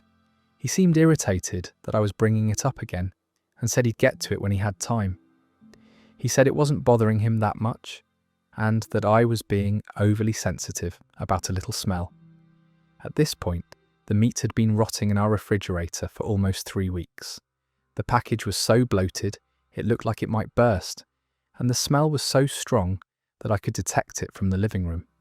I was worried it might contaminate other food or attract bugs to our apartment. I decided I couldn't wait any longer and threw the rotten meat away myself. I double-bagged it, tied it tight, and put it directly into the dumpster outside so the smell wouldn't linger in our kitchen trash can. I also spent about an hour cleaning out the refrigerator with bleach to try to eliminate the odour. When Tyler came home that evening and went to the kitchen, he immediately started yelling about his missing ground beef. I explained that I'd thrown it out because it had been rotting for weeks and was making the whole apartment smell terrible. Tyler absolutely exploded. He said I had no right to touch his food and that throwing out his groceries was basically stealing from him. He said the beef had cost him $12 and that I owed him money to replace it. He accused me of being controlling and said that just because I was bothered by the smell didn't give me the right to dispose of his property. I tried to explain that the meat was completely inedible and potentially hazardous to keep around, but Tyler said that wasn't my decision to make. He said that even if the food was spoiled, I should have asked permission before throwing it away. He claimed he might have been planning to return it to the store for a refund. Tyler said that the meat was his property and that I'd violated his trust by disposing of it without permission. He said that if I had a problem with the smell, I should have just avoided the kitchen until he decided to deal with it himself. He accused me of being impatient and disrespectful of his belongings. The argument escalated when Tyler said that my action showed I didn't respect him as a roommate and that I thought I could make decisions about his stuff whenever I felt like it. He said that throwing out his food was a violation of our living arrangement and that he couldn't trust me not to mess with his things in the future. I pointed out that the rotten meat was affecting our shared living space and that I'd asked him multiple times to dispose of it before taking action myself. I said that letting food rot for 3 weeks wasn't reasonable and that it was creating an unsanitary condition in our apartment. Tyler said that timeline didn't matter and that his food was his responsibility to deal with on his own schedule. He said that I was being dramatic about a little smell and that I should have just dealt with it if it bothered me so much. Since then, Tyler has been cold and hostile toward me. He barely speaks to me and makes passive-aggressive comments about people who can't mind their own business. He's also started keeping all his food in a mini fridge in his bedroom, which he says is to protect his groceries from me. Some of our mutual friends have heard about the situation, and opinions are split. A few people think Tyler was being unreasonable by letting food rot for weeks, and that I was right to clean up the health hazard. Others think I should have respected his property and found another solution, like asking our landlord to intervene or just avoiding the kitchen entirely. Tyler still insists that I owe him $12 for the meat, and he brings it up regularly. He says that, until I replace what I threw away, he can't trust me to respect his belongings. He's made it clear that he considers my action to be theft and a major violation of roommate boundaries. Am I the bad person for throwing out my roommate's rotten ground beef after it had been decomposing in our shared refrigerator for 3 weeks? That story ends there. Tyler is completely delusional if he thinks keeping rotten meat for 3 weeks is normal roommate behaviour. You gave him multiple chances to handle it himself before the situation became a genuine health hazard. The fact that he's demanding $12 for meat that was literally toxic shows he's more interested in being right than being reasonable. You probably saved both of you from food poisoning or a bug infestation. Let's move on to a story about family members who think your financial success comes with automatic obligations. Am I the bad person for not paying for my brother's wedding suit? My brother Mark is getting married next month and asked me to be his best man, which I was honoured to do. I've been helping with wedding planning, organising the bachelor party, and doing all the typical best man duties. But last week Mark asked me to pay for his wedding suit, and when I said no, it created a huge conflict. Mark explained that his wedding budget was getting tight and that he'd underestimated how expensive everything would be. He said that between the venue, catering, flowers, and his fiancée Jessica's dress, they were running out of money for his suit. He asked if I could cover the cost as part of my best man responsibilities. The suit he wanted cost about $400 from a Men's Warehouse store. He said it wasn't anything too fancy, just a basic black suit that he'd be able to wear again for other occasions. He made it sound like it was a reasonable request and that paying for the groom's suit was something best men typically did. I was surprised by the request because I'd never heard of best men being expected to pay for the groom's clothing. I've been in a few weddings before, and the groomsmen usually just pay for their own suits or tuxedo rentals. The groom's outfit was always something the couple handled themselves. I told Mark that I wasn't comfortable paying for his suit, but that I'd be happy to help him look for more affordable options or see if there were any sales coming up. I offered to go shopping with him to find something within his budget, or to help him look into renting a suit instead of buying one. Mark got frustrated and said that he'd already found the perfect suit and didn't want to compromise on his wedding day look. He said that $400 wasn't that much money for someone with my income, and that I should want to help make his wedding perfect. I explained that while I do make decent money, I also have my own expenses and financial goals. I said that I'd already spent money on the bachelor party, my own suit for the wedding, and various other best man expenses. Adding another $400 was more than I'd budgeted for this wedding. Mark said I was being selfish and that a good best man would do whatever it takes to support the groom. He pointed out that he'd chosen me for this important role and that he expected me to step up when he needed help. He said that my refusal was letting him down when he was counting on me most. I tried to suggest alternatives again, like splitting the cost with other groomsmen or asking his parents if they could help with the suit. Mark said he didn't want to ask anyone else for money and that as his best man, I was the obvious person to handle this expense. The conversation got more tense when Mark said that if I really supported his marriage and wanted him to look good on his wedding day, I'd find a way to help with the suit cost. He said that he'd remember who was there for him when he really needed support and who made excuses when asked to help. I told Mark that I'd already done a lot to support his wedding and that paying for his clothing wasn't a reasonable expectation. I said that I was happy to be his best man, but that didn't mean I was responsible for covering his wedding expenses. Mark ended the conversation by saying he was disappointed in me and that he'd expected more from his brother and best man. He said that $400 was apparently worth more to me than his happiness on his wedding day. The next day, Mark's fiancée Jessica called me. She said that Mark had told her about our conversation and that she was disappointed in my response. She said that the wedding was already stressing them out financially and that my refusal to help with the suit was adding to their problems. Jessica said that she'd assumed I would want to help make their wedding day perfect and that my reaction had surprised both of them. She said that Mark was really hurt by my refusal and that it was creating tension during what should be a happy time.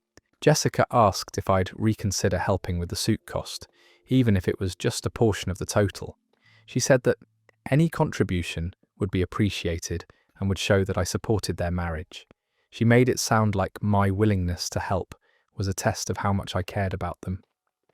I explained to Jessica that I'd already contributed significantly to their wedding through bachelor party expenses and other best man duties. I said that I wanted their wedding to be perfect, but that I didn't think paying for the groom's suit was my responsibility. Jessica said she understood that I'd already spent money on wedding-related things, but that the suit was a special case because Mark really needed help. She said that sometimes family has to step up during important life events, even when it's not technically required. Since then, Mark has been distant and cold toward me. He still wants me to be his best man, but our interactions have been strained and awkward. He makes comments about people who say they support you, but don't follow through when it matters. Some family members have heard about the situation and have mixed opinions. My parents think Mark was wrong to expect me to pay for his suit, but my aunt said that sometimes family members need to make sacrifices for important occasions like weddings. My cousin said that $400 isn't that much money in the context of a wedding, and that I should consider helping if I can afford it. But my other brother said that Mark was being unreasonable, and that asking the best man to pay for the groom's clothing crossed a line. The wedding is in 3 weeks, and I'm dreading the awkwardness of fulfilling my best man duties while this conflict is unresolved.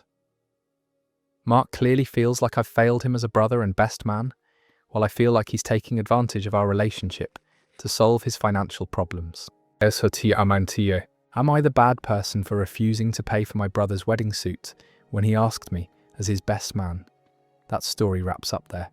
Mark is confusing being a best man with being a personal ATM. Best man duties include planning the bachelor party and giving a speech, not funding the groom's wardrobe because he didn't budget properly. The fact that Jessica jumped in to pressure you shows they planned this tag team guilt trip together. Wedding expenses belong to the couple getting married, not their unpaid wedding party volunteers. Time for another story about someone whose generosity got taken for granted in way. Am I the bad person, the worst for refusing to help my cousin move again? Last year, I spent an entire weekend helping my cousin Daniel move from his apartment across town into a new place closer to his job. It was exhausting work involving 3 trips with a rented truck, carrying heavy furniture up 2 flights of stairs and dealing with his complete lack of organisation. But I did it because that's what family does for each other. The move was supposed to be temporary, just until Daniel could find something better. He said the new apartment was okay, but not ideal, and that he'd probably move again within a year, once he saved up more money for a deposit on a nicer place. Daniel didn't offer to pay me for my time, or even cover gas money for my truck, which I didn't mind at the time. He bought pizza for lunch and seemed genuinely grateful for the help. He said he couldn't have done it without me, and that he'd return the favour if I ever needed help moving. Throughout the year, Daniel would occasionally mention that he was looking at other apartments and planning his next move. He'd show me listings online and ask for my opinion about different neighbourhoods and rent prices. I assumed he was just casually browsing and planning ahead. 3 weeks ago, Daniel called me and announced that he'd found the perfect apartment and was moving at the end of the month.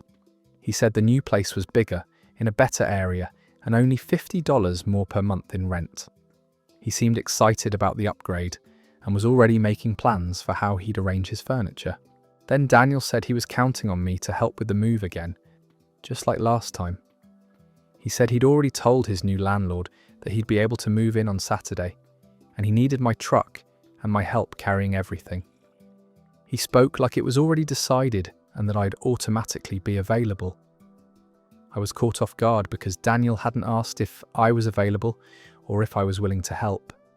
He'd just assumed that I'd spend another weekend doing manual labour for him without even checking my schedule first. I had actually made plans for that weekend to visit friends who were in town for a limited time. I told Daniel that I couldn't help with his move because I already had commitments that weekend. I explained that I'd made plans weeks ago and couldn't cancel them on short notice.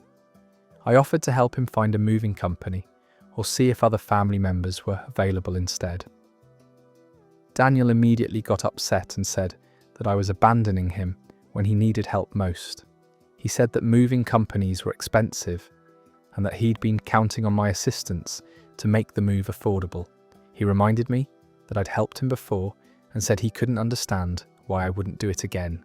I tried to explain that the difference was he'd asked for help last time, while this time he'd just assumed I'd be available without checking with me first.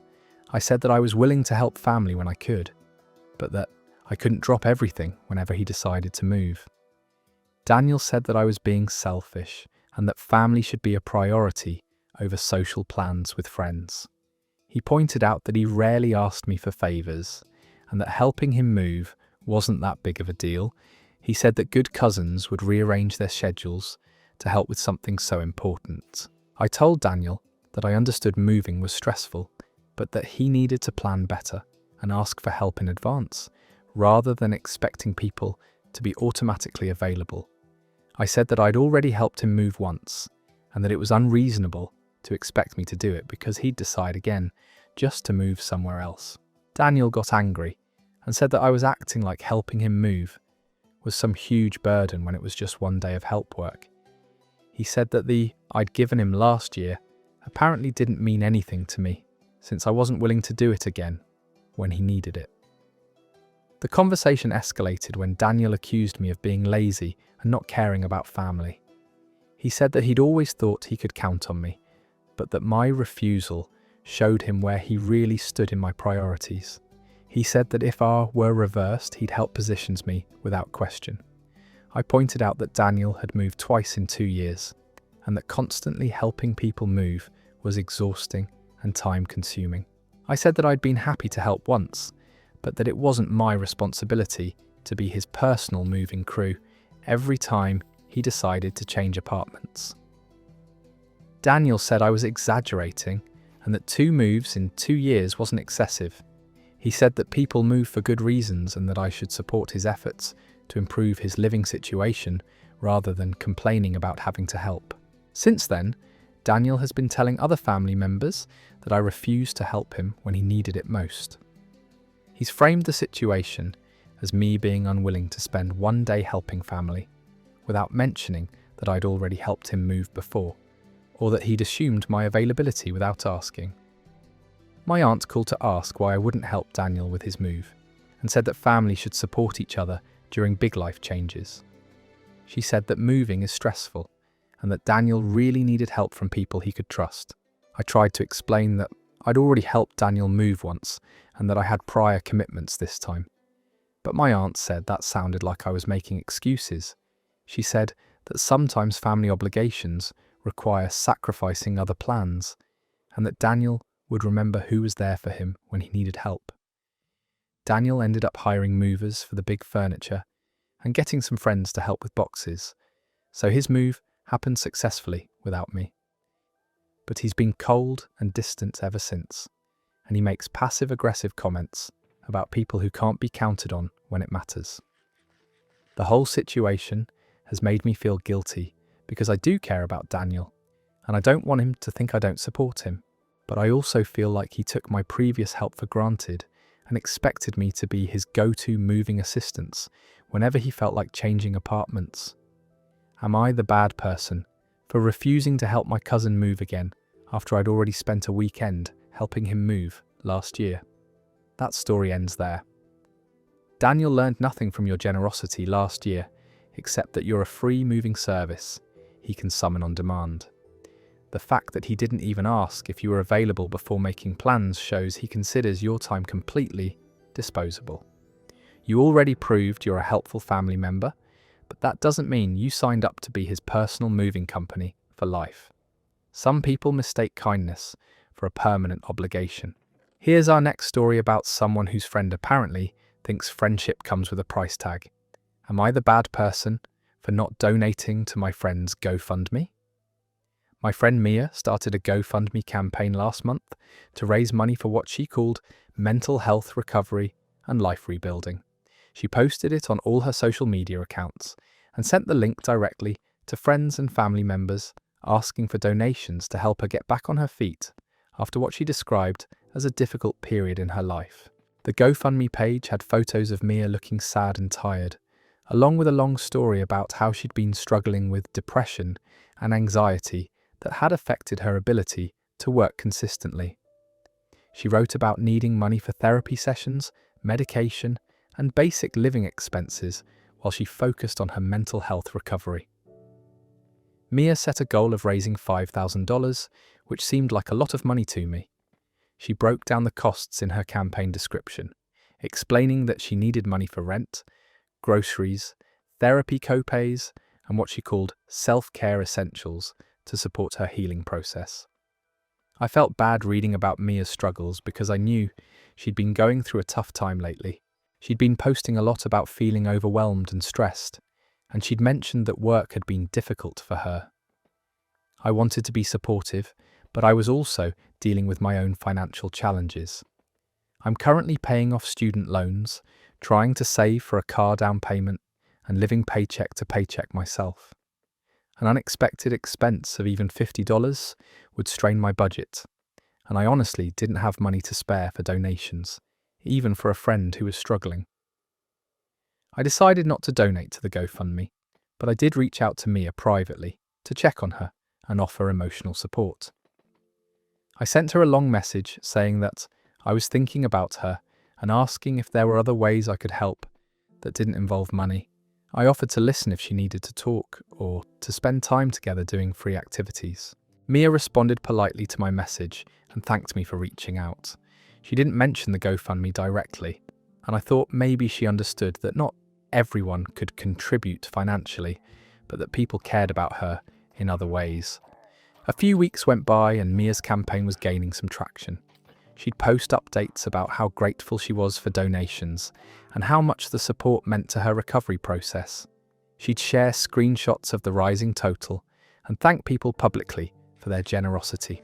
Then last week, Mia posted in our group chat with several mutual friends. She sent a screenshot showing the names of people who had donated to her GoFundMe, along with a message thanking everyone who had contributed. She said she was overwhelmed by the support and wanted to acknowledge the friends who had stepped up to help her. The message felt pointed because it was obviously showing who had and hadn't donated. My name wasn't on the list, along with one other person in the group chat. It felt like she was publicly calling out the people who hadn't contributed money to her campaign.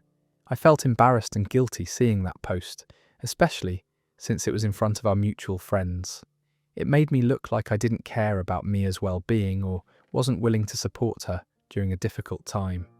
I worried that other people would judge me for not donating. Later that day, Mia sent me a private message asking if I'd seen her post about the donations.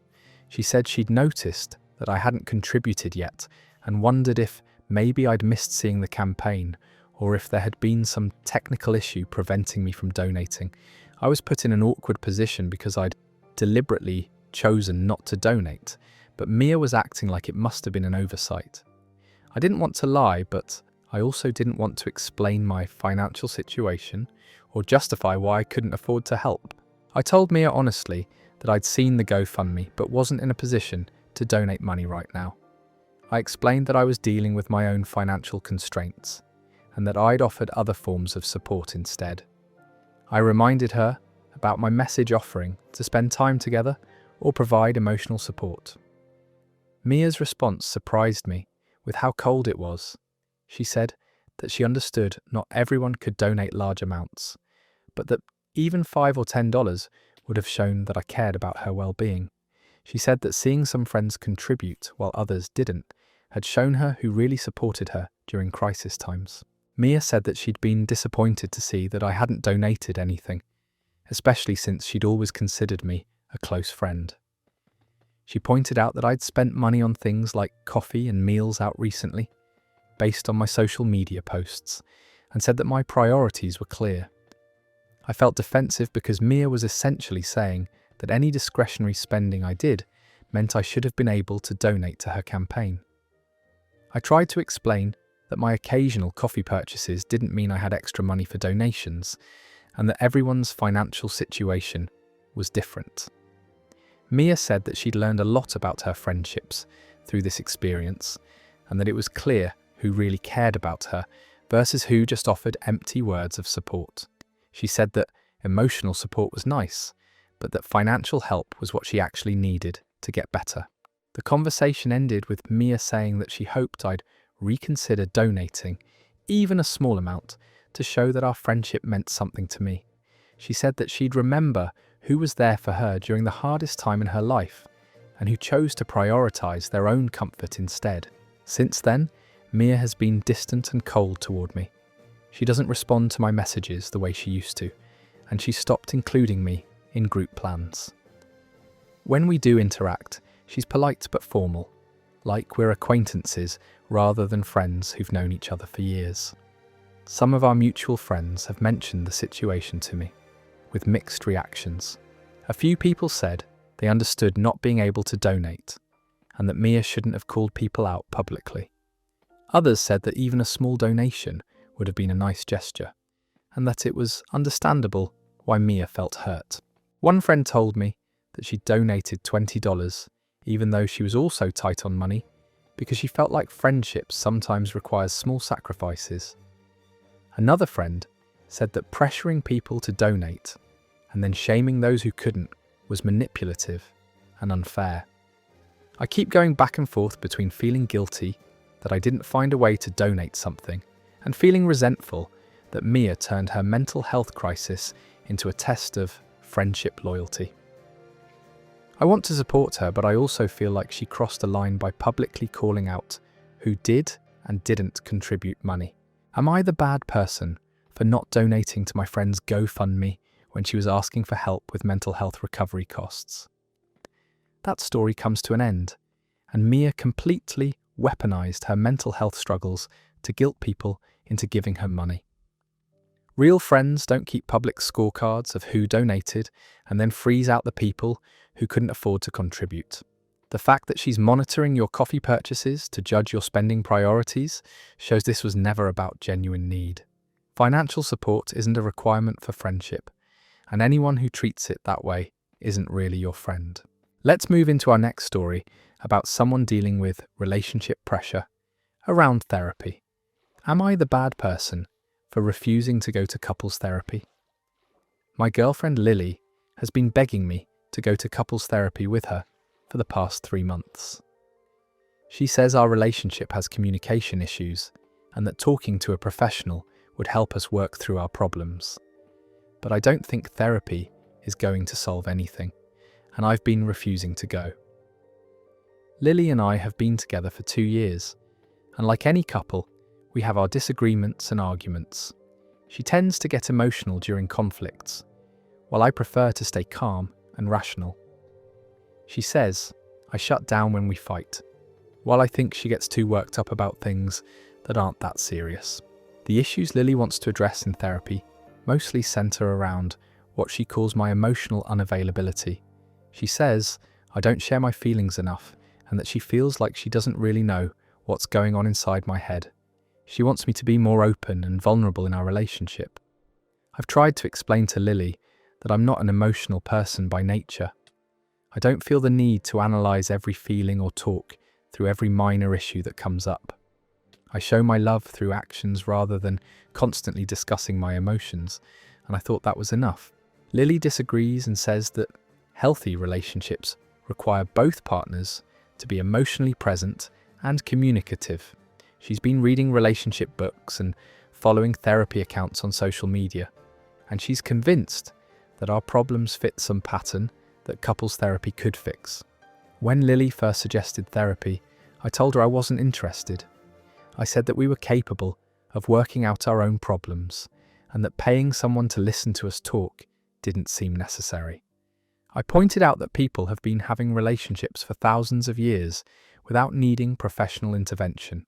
Lily got upset and said that my refusal to even consider therapy showed that I wasn't committed to improving our relationship. She said that if I really loved her, I'd be willing to try anything that might help us communicate better and be happier together. I told Lily that my refusal wasn't about not loving her, but about not believing that therapy would actually help. I said that our problems weren't that serious and that we just needed to keep working on things ourselves.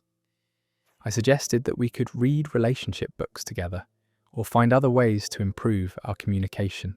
Lily said that she'd been trying to work on our relationship problems for months without seeing any real progress. She said that I kept promising to be more open and communicative, but that nothing actually changed in my behaviour. She felt like we were stuck in the same patterns and needed outside help to break through them. The pressure from Lily intensified when she started making therapy appointments and asking me to confirm specific dates and times. She'd found a couples therapist she liked and was ready to book sessions, but needed me to agree to attend. When I continued to refuse, she'd get frustrated and accuse me of not taking her concerns seriously. Lily said that my unwillingness to go to therapy was making her question our entire relationship. She said that if I wasn't willing to work on our problems professionally, maybe we weren't compatible for the long term. She started talking about how she needed a partner who was committed to growth and self-improvement. I felt like Lily was giving me an ultimatum, which made me even more resistant to the idea of therapy. I told her that I didn't respond well to pressure and that threatening our relationship wasn't going to make me more likely to agree to counselling. I said that healthy relationships shouldn't involve forcing your partner to do things they don't want to do. Lily said she wasn't trying to force me, but that she was being honest about what she needed in a relationship. She said that emotional intimacy and good communication were non-negotiable for her, and that therapy seemed like the best way to achieve those things with me. The situation came to a head last week when Lily scheduled a therapy appointment without telling me and then informed me that we had a session the next Tuesday. She said she'd already paid for it and that the therapist was expecting both of us to attend. She presented it as a done deal rather than a request. I was angry that Lily had made the appointment without my consent and told her I wouldn't be going. I said that scheduling therapy for me without asking was manipulative and disrespectful of my boundaries. I told her she could go by herself if she wanted to talk to a therapist, but that I wasn't participating. Lily started crying and said that my refusal was the final proof that I didn't care enough about our relationship to fight for it. She said that she'd been trying everything she could think of to improve our communication and that therapy was her last hope for us working out. Lily went to the therapy session alone and came back saying that the therapist had confirmed her concerns about our relationship dynamics. She said the therapist had explained that refusing to attend couples therapy was often a sign that someone wasn't fully invested in the relationship. Since then, Lily has been distant and sad.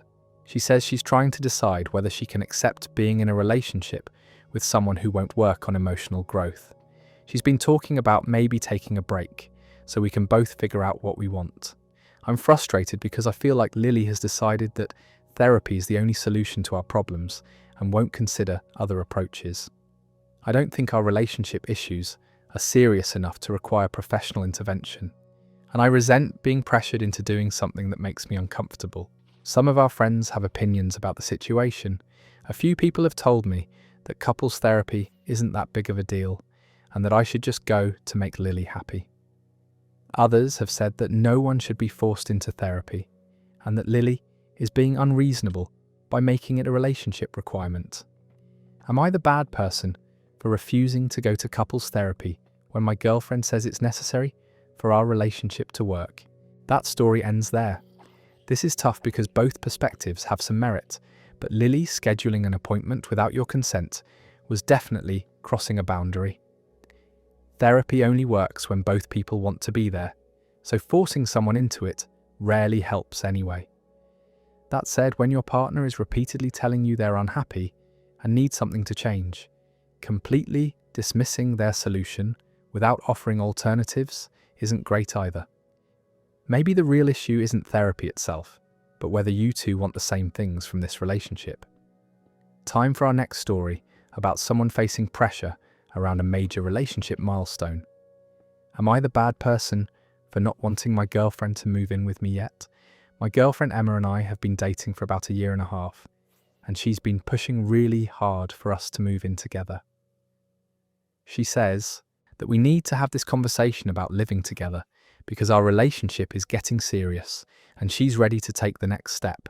She's been bringing it up constantly for the past few weeks, and every time I tell her I'm not ready yet, she gets frustrated and accuses me of dragging my feet or not being committed to our future together. Emma's lease is up in 2 months, and she says it doesn't make sense for her to renew when we could be living together and splitting expenses. She's done the math on how much money we'd both save, and she keeps showing me apartment listings that she thinks would be perfect for us. She's already started talking about which of her furniture we'd keep and which of mine we'd get rid of. I care about Emma a lot, but I'm just not ready to live with someone yet.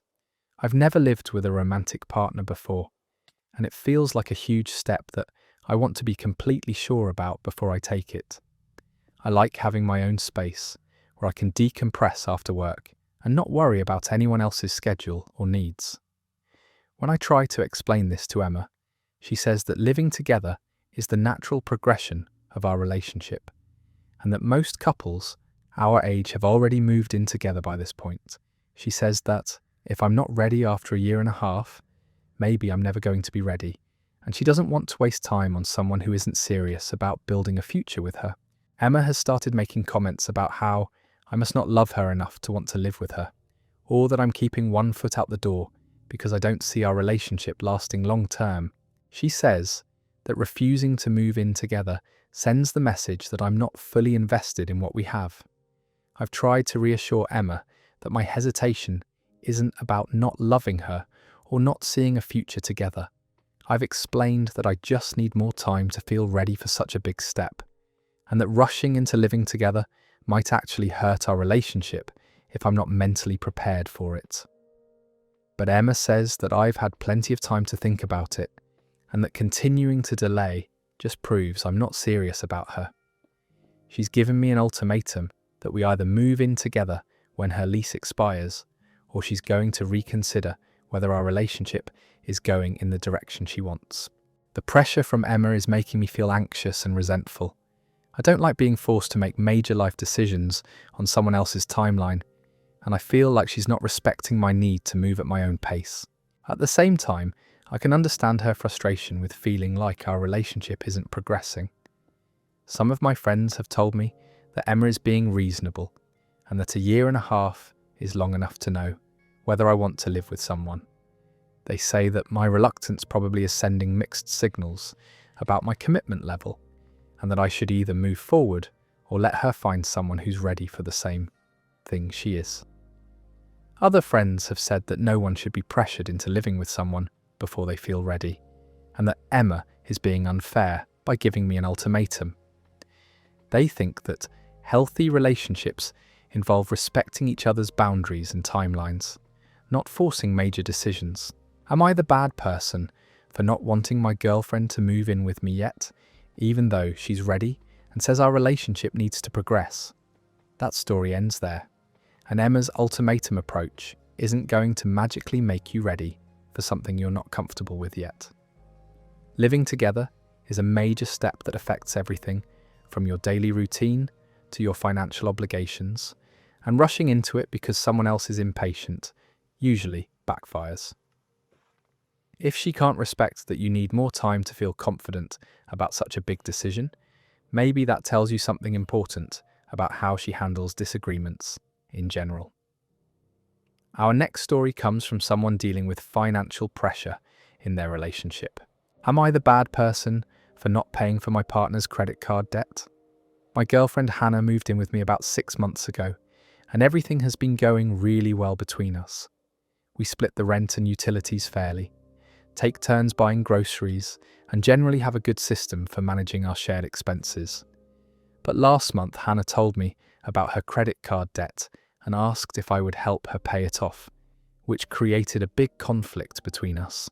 Hannah explained that she had racked up about $8,000 in credit card debt over the past few years, mostly from when she was in college and struggling to make ends meet.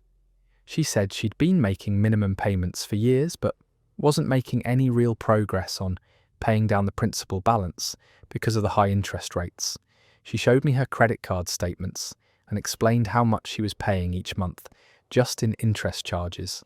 Hannah said that if she could pay off the debt faster, she'd save thousands of dollars in the long run and would be able to contribute more to our shared goals, like saving for a vacation or eventually buying a house together.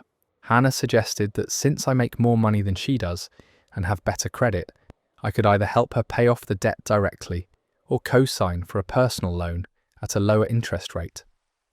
She said that investing in her financial health would benefit both of us since we're building a life together. I was uncomfortable with the request because the debt was from before we met, and I didn't feel responsible for financial decisions she'd made years ago. I explained that while I cared about her financial well-being, I wasn't comfortable taking on debt that I hadn't been involved in creating. Hannah got upset and said that I was treating our relationship like we were still just dating instead of recognizing that we were partners building a future together. She said that in serious relationships, people help each other with financial challenges, and that my refusal showed I wasn't fully committed to our partnership. I tried to explain that it wasn't about not being committed, but about maintaining healthy financial boundaries. I said that I'd be happy to help her create a budget or look for ways to increase her income, but that directly paying her debt felt like too much responsibility for someone else's past financial decisions.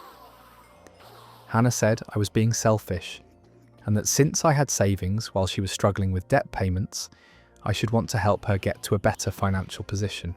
She pointed out that we were living together and sharing expenses so her financial stress was affecting our household anyway. I told Hannah that I understood her debt was stressful, but that I'd worked hard to build up my savings and didn't feel comfortable using that money to pay off someone else's credit cards. I suggested that she could look into debt consolidation options or speak with a financial counsellor about strategies for paying it off more quickly. Hannah accused me of being stingy and said that people who really love each other make financial sacrifices to help their partners succeed. She said that my unwillingness to help with her debt made her question whether I saw our relationship as a real partnership or just a convenient living arrangement. The conversation got more heated when Hannah said that my attitude about money was selfish and that I was prioritizing my own financial security over her well-being. She said that if the situation were reversed, she would help me without hesitation, because that's what partners do for each other. I pointed out that Hannah had never been in a position to help me financially, so we couldn't really know how she'd react in that situation. I said that it was easy to say you'd help someone when you'd never actually face that choice with your own money on the line. Hannah said that comment was cruel and that I was basically calling her poor and unable to help others. She said that just because she had debt didn't mean she wasn't generous or willing to make sacrifices for people she loved. Since then, the atmosphere in our apartment has been tense and uncomfortable. Hannah has been cold toward me and makes passive-aggressive comments about people who hoard money while their partners struggle. She's also started keeping track of our shared expenses more carefully and questioning whether I'm paying my fair share of everything. Hannah told her sister about our argument, and her sister called me to say that I was being unreasonable. She said that $8,000 wasn't that much money for someone with my income, and that helping Hannah pay off her debt would show that I was serious about our relationship. I explained to Hannah's sister that it wasn't about the amount of money, but about the principle of not taking responsibility for debt I didn't help create. She said I was hiding behind principles to avoid helping someone I claimed to love, and that real partners support each other through financial difficulties. Some of my friends have mixed opinions about the situation. A few people have said that I'm right to maintain financial boundaries, and that taking on a partner's debt is a serious decision that shouldn't be made lightly. Others have suggested that since Hannah and I live together and share expenses, her financial problems do affect me indirectly. One friend pointed out that if Hannah and I break up, I'd have no way to recover the money I'd spent on her debt, which makes it different from other kinds of relationship investments.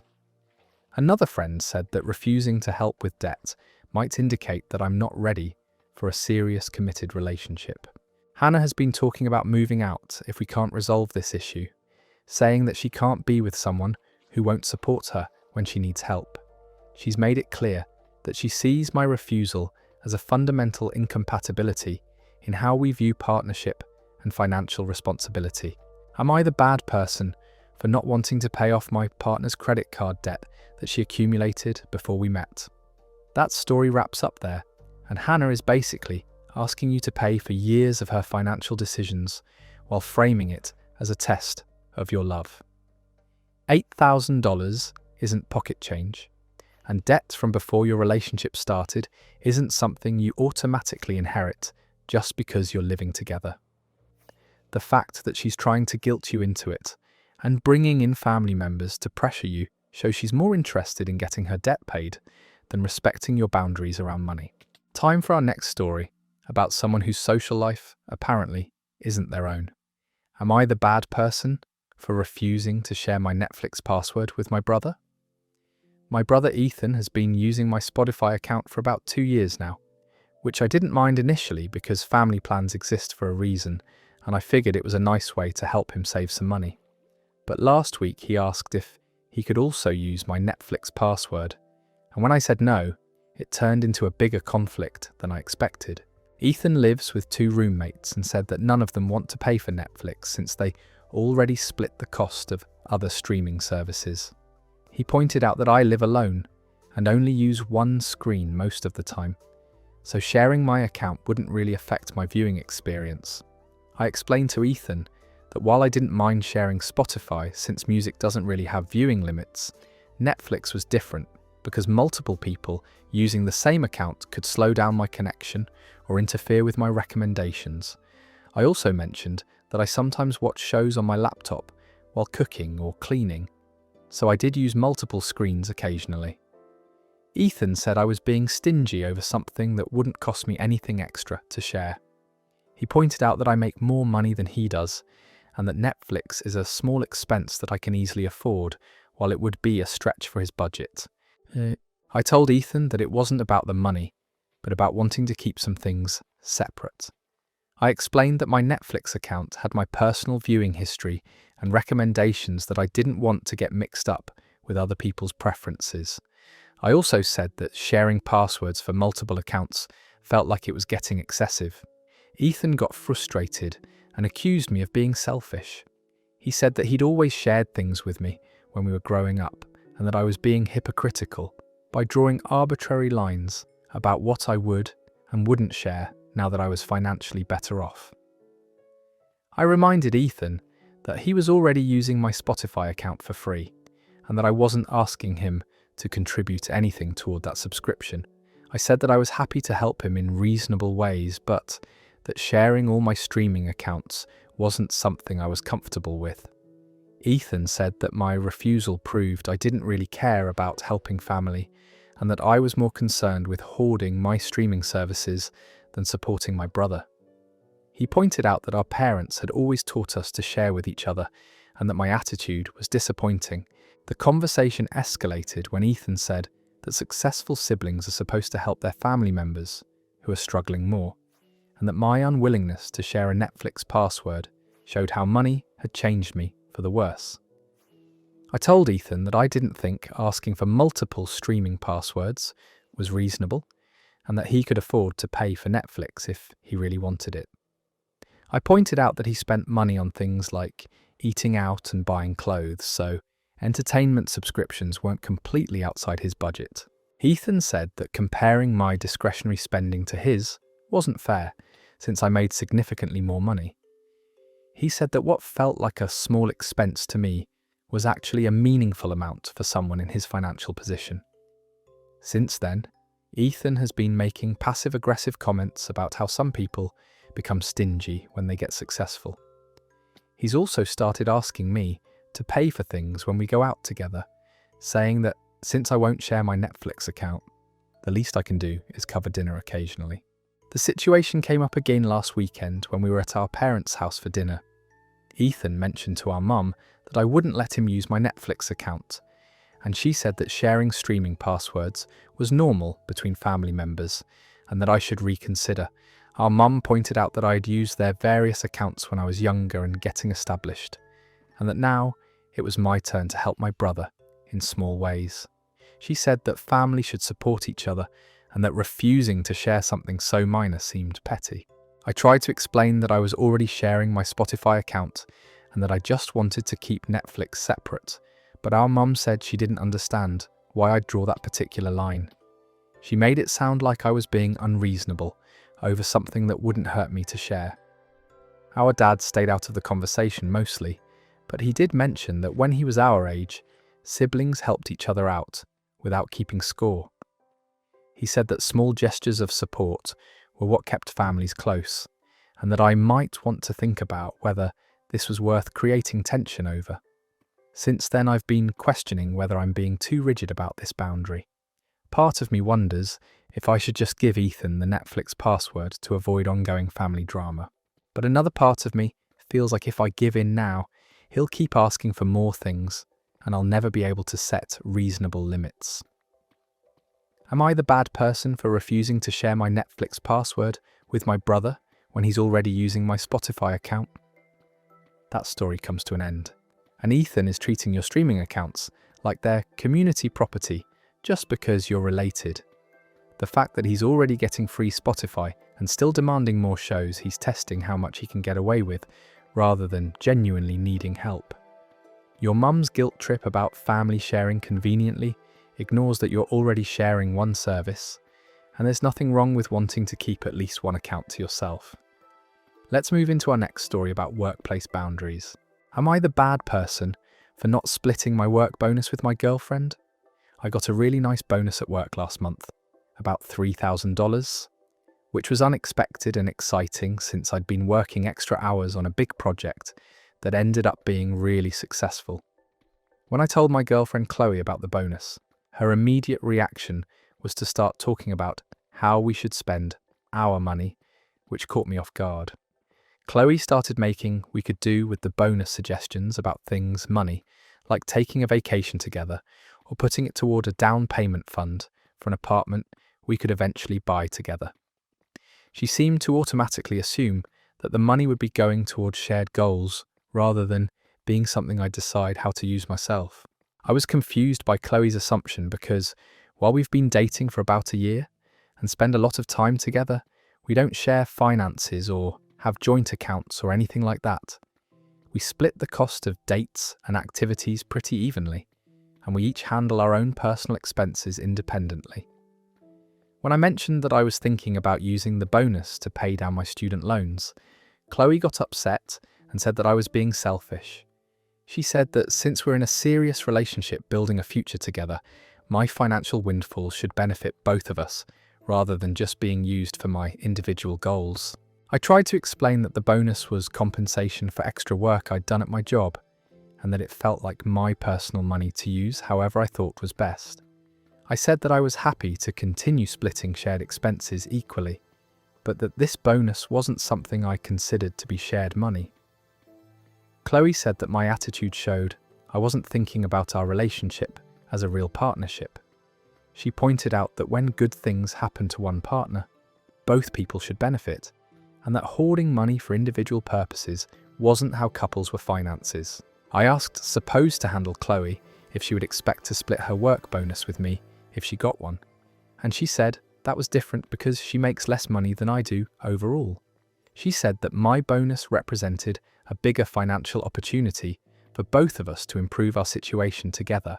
The conversation got more heated when Chloe said that successful relationships require both people to think about the team rather than just themselves. She said that my unwillingness to share the bonus money proved that I wasn't as committed to our future together as she thought I was. I told Chloe that I was committed to our relationship, but that didn't mean every dollar I earned belonged to both of us. I explained that I had my own financial goals and debts that I wanted to address, and that using my bonus for those purposes wasn't selfish.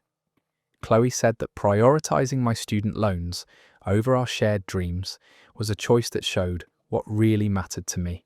She said that couples who are serious about building a life together make financial decisions as a team, not as individuals who happen to be dating.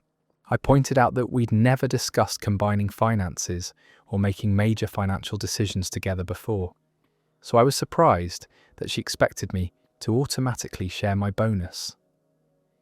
I said that if she wanted to talk about how we handle money as a couple going forward, that was a conversation we could have, but that this bonus felt like my money to allocate. Chloe said that I was being naive if I thought serious relationships could work with completely separate finances. She said that my bonus was an opportunity to show that I was ready to start thinking like a team, and that my refusal was a red flag about my readiness for a committed partnership. Since then, Chloe has been cold and distant toward me.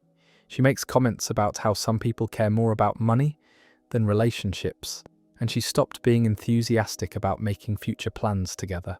She says that my attitude about the bonus has made her question whether we want the same things from our relationship.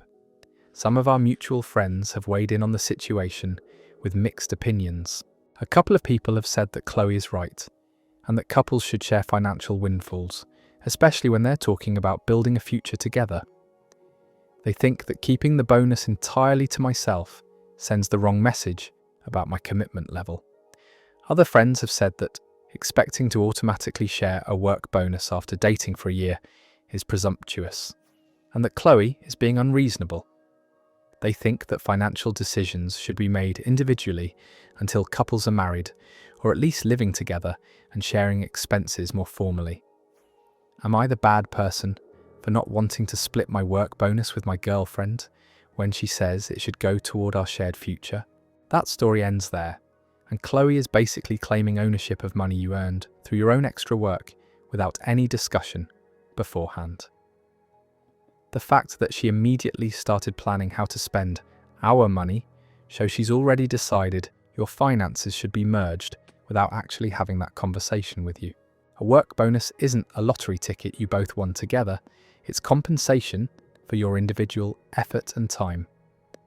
Moving on to our next story about workplace drama. Am I the bad person for not helping my coworker finish their project? My coworker James and I work in the same department at a marketing company, and we usually handle our own projects independently, unless we're specifically assigned to work together as a team. Last week, James came to me in a panic, asking if I could help him finish a presentation that was due the next morning. And when I said no, it created a lot of workplace tension. James explained that he'd had all week to work on this presentation for an important client meeting, but he'd been putting it off and now realised he couldn't finish it by himself in time. He said he needed someone to help him create slides, research data, and put together graphics that would make the presentation look professional. When I asked James what he'd been doing all week instead of working on the presentation, he got defensive and said he'd been busy with other things and hadn't realised how much work this project would require. He said that sometimes projects take longer than expected and that he needed a colleague to help him out in a pinch. I told James that I had my own deadlines to meet and couldn't stay late to help him with work he'd had all week to complete. I explained that I had plans that evening and that dropping everything to fix his time management issues wasn't something I was comfortable with. James got frustrated and said that co-workers are supposed to help each other when someone is in trouble. He pointed out that we work for the same company and that his presentation failing would reflect badly on our entire department, so helping him was actually helping all of us. I explained that while I understood the department connection, I wasn't responsible for James's inability to manage his time effectively. I said that consistently bailing him out when he procrastinated would just enable him to continue poor planning in the future. James said I was being selfish, and that refusing to help a colleague in need wasn't how successful teams operate.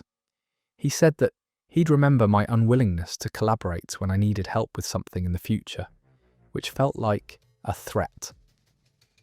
I told James that collaboration was different from emergency assistance with projects someone had neglected for an entire week. I said that I was happy to collaborate on appropriate team projects, but that covering for someone's procrastination wasn't my responsibility. The situation got worse when James went to our supervisor and explained that he needed help finishing his presentation, but that I'd refused to assist him. He framed it as me being unwilling to support team goals rather than him failing to manage his time properly. Our supervisor called me into her office and asked why I wasn't willing to help James with his project. When I explained that James had had all week to work on it and that I had my own deadlines, she said that sometimes team members need to step up to support each other during busy periods. I felt frustrated because James had misrepresented the situation to our supervisor, making it sound like I was refusing reasonable collaboration rather than declining to fix his procrastination. I tried to explain the timeline, but our supervisor seemed more concerned about getting the presentation finished than addressing James's time management issues. James ended up staying late by himself and finishing a version of the presentation that apparently wasn't great, but was good enough for the client meeting. The client wasn't impressed, and James has been telling people that the presentation would have been much better if he'd gotten the help he needed from his colleagues. Since then, James has been cold toward me and makes passive-aggressive comments about people who aren't team players. He's also started excluding me from casual conversations and group activities, which has made the work environment uncomfortable. Some of my other co-workers have heard about the situation and have mixed opinions. A few people think I should have helped James since we're all on the same team, and his failure could have affected everyone. Others think that constantly rescuing people from their own poor planning just enables bad behaviour. One co-worker mentioned that she's helped James with last-minute projects before, and that it seems to be a pattern with him. She said that maybe refusing to help was the right choice if it forces him to manage his time better in the future. Am I the bad person for not staying late to help my coworker finish a project he procrastinated on all week? That story ends there, and James learned the hard way that poor planning doesn't constitute an emergency for everyone else. The fact that he went to your supervisor and twisted the story shows he's more interested in shifting blame than taking responsibility for his own time management. You're not his personal assistant, and constantly bailing out people who can't handle their workload just teaches them that procrastination has no real consequences. Our next story deals with holiday workplace dynamics. Am I the bad person for refusing to cover my co-worker's shift on Christmas? I work at a retail store that stays open on holidays, and we usually have to sign up for shifts well in advance so everyone knows the schedule. This year, I volunteered to work on Christmas Eve, but specifically requested Christmas Day off because my family always does a big dinner, and it's important to me to be there. My co-worker, Ben, was scheduled to work on Christmas Day, but last week he asked if I would switch shifts with him so he could go to a party that night. He said it was a special event that only happened once a year, and that he really didn't want to miss it for work. I told Ben that I couldn't switch because I had family plans that I'd made specifically because I knew I had Christmas off. I explained that my extended family only gets together a few times a year, and that missing Christmas dinner would be really disappointing for everyone. Ben said that his party was also a once-a-year event, and that family dinners happen regularly, so mine wasn't necessarily more important than his plans. He said that, since we're both young and don't have kids, we should be flexible about holiday scheduling. I tried to explain that the reason I'd volunteered for Christmas Eve was specifically so I could have Christmas Day with my family, and that switching would defeat the purpose of the original scheduling. I said that Ben had known about his work schedule for weeks and should have planned around it. Ben got frustrated and said that I was being inflexible, and that co-workers should help each other out when special occasions come up.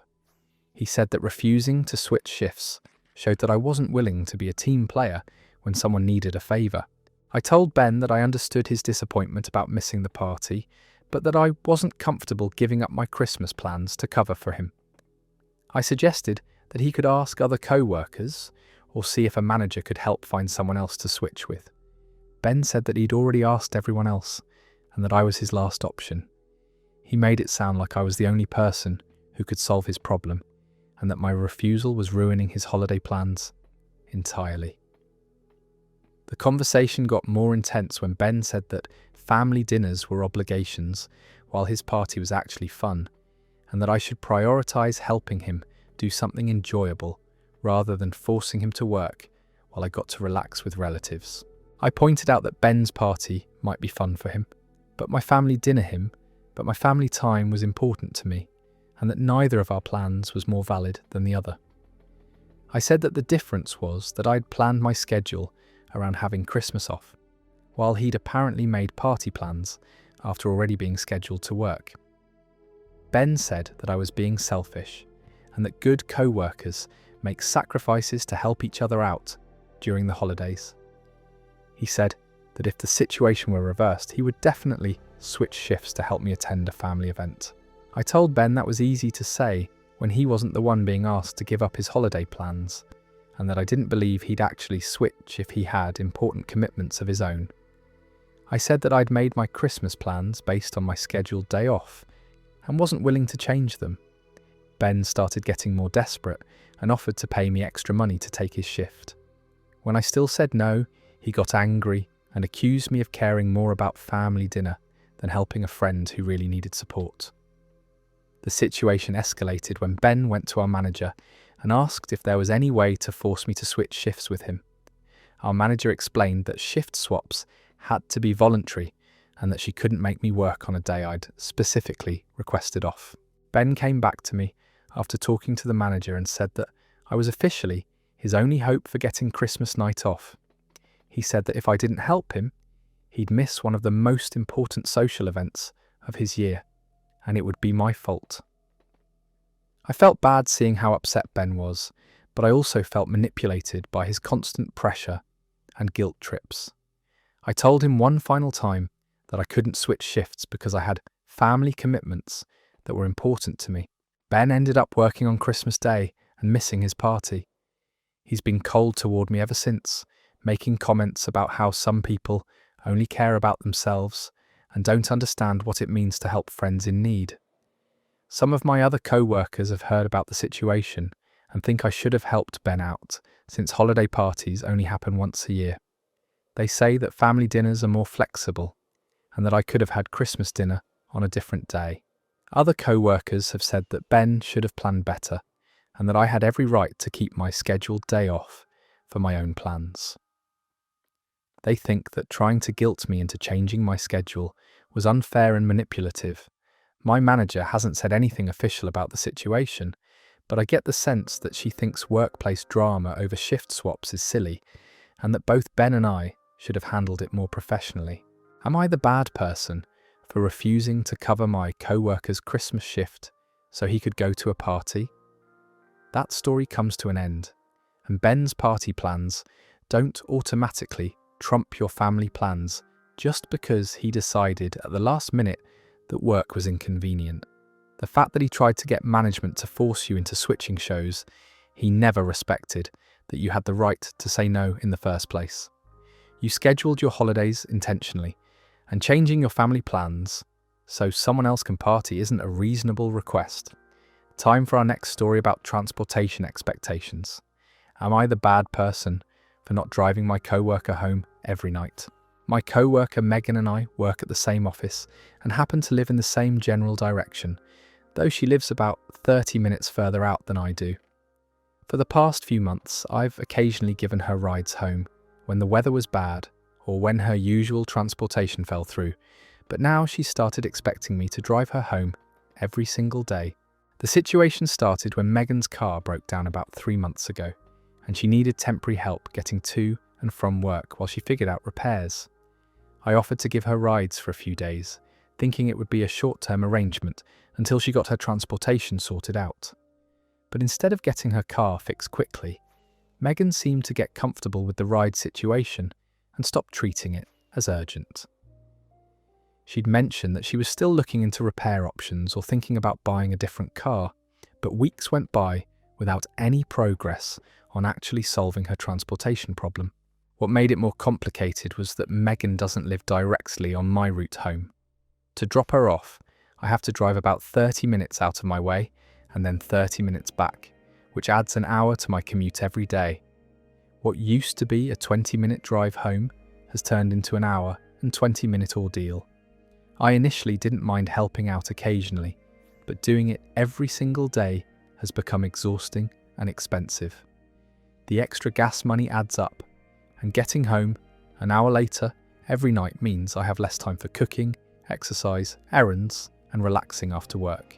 When I mentioned to Megan that the daily rides were becoming difficult for me, she seemed surprised and a little offended. She said that we were already driving in the same direction anyway, so dropping her off wasn't really that much extra trouble for me. I tried to explain that 30 minutes each way was actually a significant detour that was costing me time and money every day. I said that I was happy to help occasionally, but that driving her home every single day indefinitely wasn't something I could continue doing. Megan said that she was working on getting her own transportation, but that these things take time, and that she really appreciated my help during this difficult period. She made it sound like I'd be abandoning her if I stopped providing daily rides.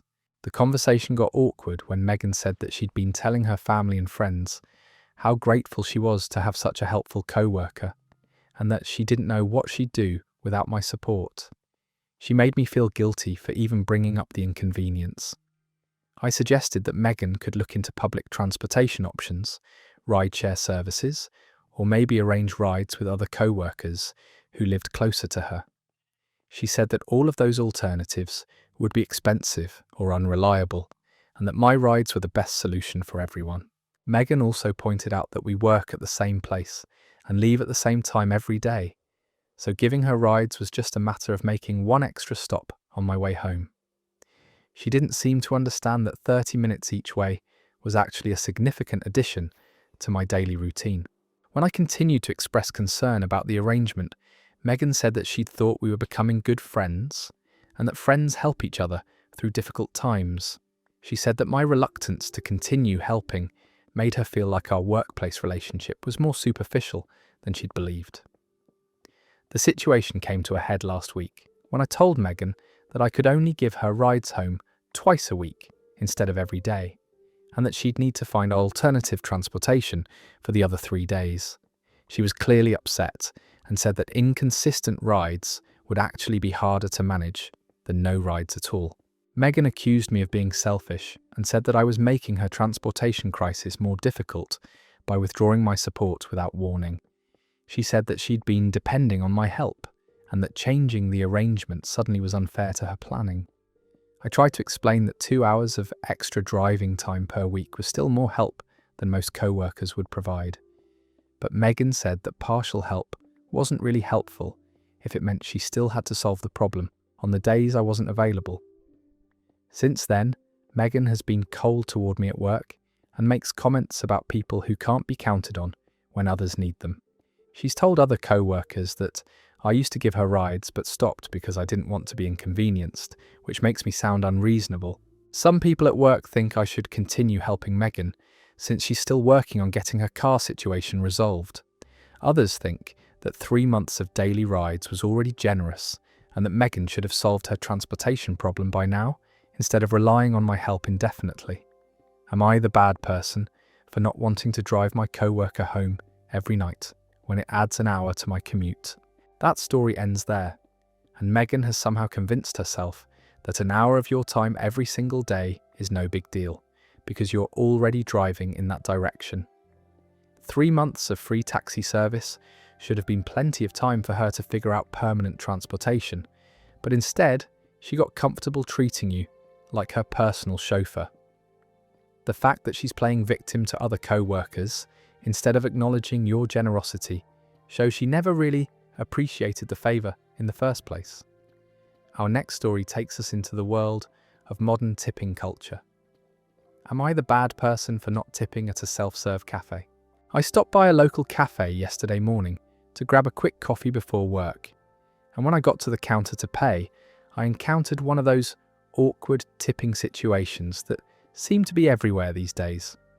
The cafe operates on a self-serve model where you pour your own coffee, add your own cream and sugar, and basically handle everything yourself, but they still had a tip screen at checkout. I walked in, grabbed a cup, filled it with coffee from the dispenser, added some cream, and headed to the register to pay. The barista scanned my cup and the payment screen popped up with tip options of 15, 20, or 25%, plus a custom amount option and a no tip button. I hesitated because I wasn't sure what I was supposed to be tipping for in this situation. The employee behind the counter had literally done nothing except scan my cup and process my payment. I had poured my own coffee, prepared it the way I liked it, and would be cleaning up after myself when I left. The barista was standing right there, watching me navigate the payment screen, which made the whole situation feel awkward and pressuring. I could see her looking at me expectantly while I decided what to do about the tip prompt. I ended up hitting the no tip button because I genuinely didn't understand what service I would be paying extra for. I paid for my coffee and left, but the barista's expression made it clear that she was not happy with my decision not to tip. Later that day, I mentioned the situation to my friend Sarah, who said that I should have tipped anyway, because service workers depend on tips to make a living wage. She said that even if the service was minimal, the principle of supporting workers was more important than whether I felt like I'd received traditional table service. I tried to explain that I wasn't opposed to tipping in general, but that I didn't understand the expectation to tip for self-service. I said that if I'm doing all the work myself, it felt like the business was just asking for extra money without providing additional value. Sarah said that I was being cheap and that tipping culture had evolved to include more types of service interactions. She said that refusing to tip at any food service establishment was selfish, especially when the amounts were small and the workers clearly needed the money. I pointed out that if every business started expecting tips for minimal service, costs would keep going up without any improvement in the customer experience. I said that I'd rather pay higher menu prices and know that workers were being paid fairly than have to guess at appropriate tip amounts for every transaction. Sarah said that wasn't how the current system works, and that by not tipping, I was essentially punishing workers for their employers' wage policies. She said that individual customers don't get to opt out of tipping culture just because they disagree with it philosophically. The conversation got more heated when Sarah said that people who don't tip are usually just looking for excuses to be selfish with their money. She said that a couple dollars wouldn't hurt my budget, but could make a real difference for someone working in food service. I told Sarah that I tip generously when I receive actual service, like at restaurants where servers take orders and bring food to my table. I said that I just didn't understand why self-service situations now included the same tipping expectations as full-service establishments. Sarah said that I was splitting hairs and that the principle of supporting service workers should apply regardless of the specific tasks they performed. She said that my attitude was contributing to a culture where workers in the service industry struggle to make ends meet. Since then, I've been second-guessing my decision not to tip at the cafe. Part of me wonders if I should have just paid the extra few dollars to avoid any awkwardness or potential judgment from the employee. But another part of me feels like automatically tipping for self-service sets a precedent where businesses can ask for extra money without providing additional value to customers. I worry that if everyone just goes along with expanded tipping expectations, it will become the norm everywhere. I've noticed that more and more businesses are adding tip screens to their payment systems, even in situations where customers are doing most of the work themselves. Coffee shops, ice cream counters, takeout restaurants, and even some retail stores now prompt customers to add tips during checkout. Am I the bad person for not tipping at a self-serve cafe where I poured my own coffee and handled everything myself? That story wraps up, and honestly, the tip screen at a self-service cafe is just guilt-tripping customers into subsidizing wages for work they didn't actually receive. Sarah's argument that you're punishing workers misses the point that businesses are the ones creating this awkward situation by asking for tips when no service was provided. If pouring your own coffee requires a tip, then pretty soon we'll be expected to tip at grocery stores for scanning our own items. Let's move into our next story about relationship privacy boundaries. Am I the bad person for not wanting my partner to share our fights with friends? My boyfriend Ryan has this habit of telling his entire friend group every detail about our relationship when we have arguments, and it's starting to make me really uncomfortable. Whenever we disagree about something, even minor issues, Ryan immediately texts his friends about it and asks for their opinions on who's right and who's wrong. Last month we had a disagreement about household chores and how to split them fairly. It wasn't a huge fight, just a normal relationship discussion about expectations and responsibilities. But the next day, I found out that Ryan had told his entire friend group about our conversation, including specific details about what I'd said and how I'd reacted. His friend Marcus mentioned it when I saw him at a party, making a joke about how I apparently don't like doing dishes. I was mortified because this was supposed to be a private conversation between Ryan and me, not entertainment for his social circle. When I asked Ryan why he felt the need to share our personal discussions with his friends, he said that he just needed to vent and get outside perspectives on our relationship issues. He said that talking to friends about relationship problems was completely normal and that I was being oversensitive about privacy. I tried to explain that there's a difference between occasionally asking for advice and broadcasting every detail of our arguments to multiple people. I said that some things should stay between us, especially when they involve personal feelings or private aspects of our relationship. Ryan said that his friends gave good advice and helped him understand my perspective better sometimes. He claimed that their input actually made him a better boyfriend because he could see situations from different angles. I pointed out that I never consented to having our relationship discussions become group conversations with people I barely know. I said that it felt like a violation of trust when he shared intimate details about our conflicts without asking me first. Ryan got defensive and said that everyone talks to their friends about relationship issues and that I was being unrealistic to expect complete privacy. He said that trying to control what he discussed with his friends was manipulative and controlling behaviour. The situation got worse when I discovered that Ryan had created a group chat specifically for discussing our relationship problems. His friends would weigh in with opinions about whether I was being unreasonable or if Ryan was handling situations correctly.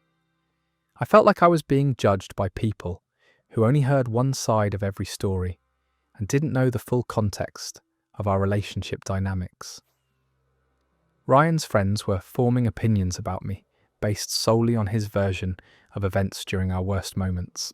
When I asked Ryan to stop sharing our private conversations with his friends, he said that would make him feel isolated and unable to process relationship stress.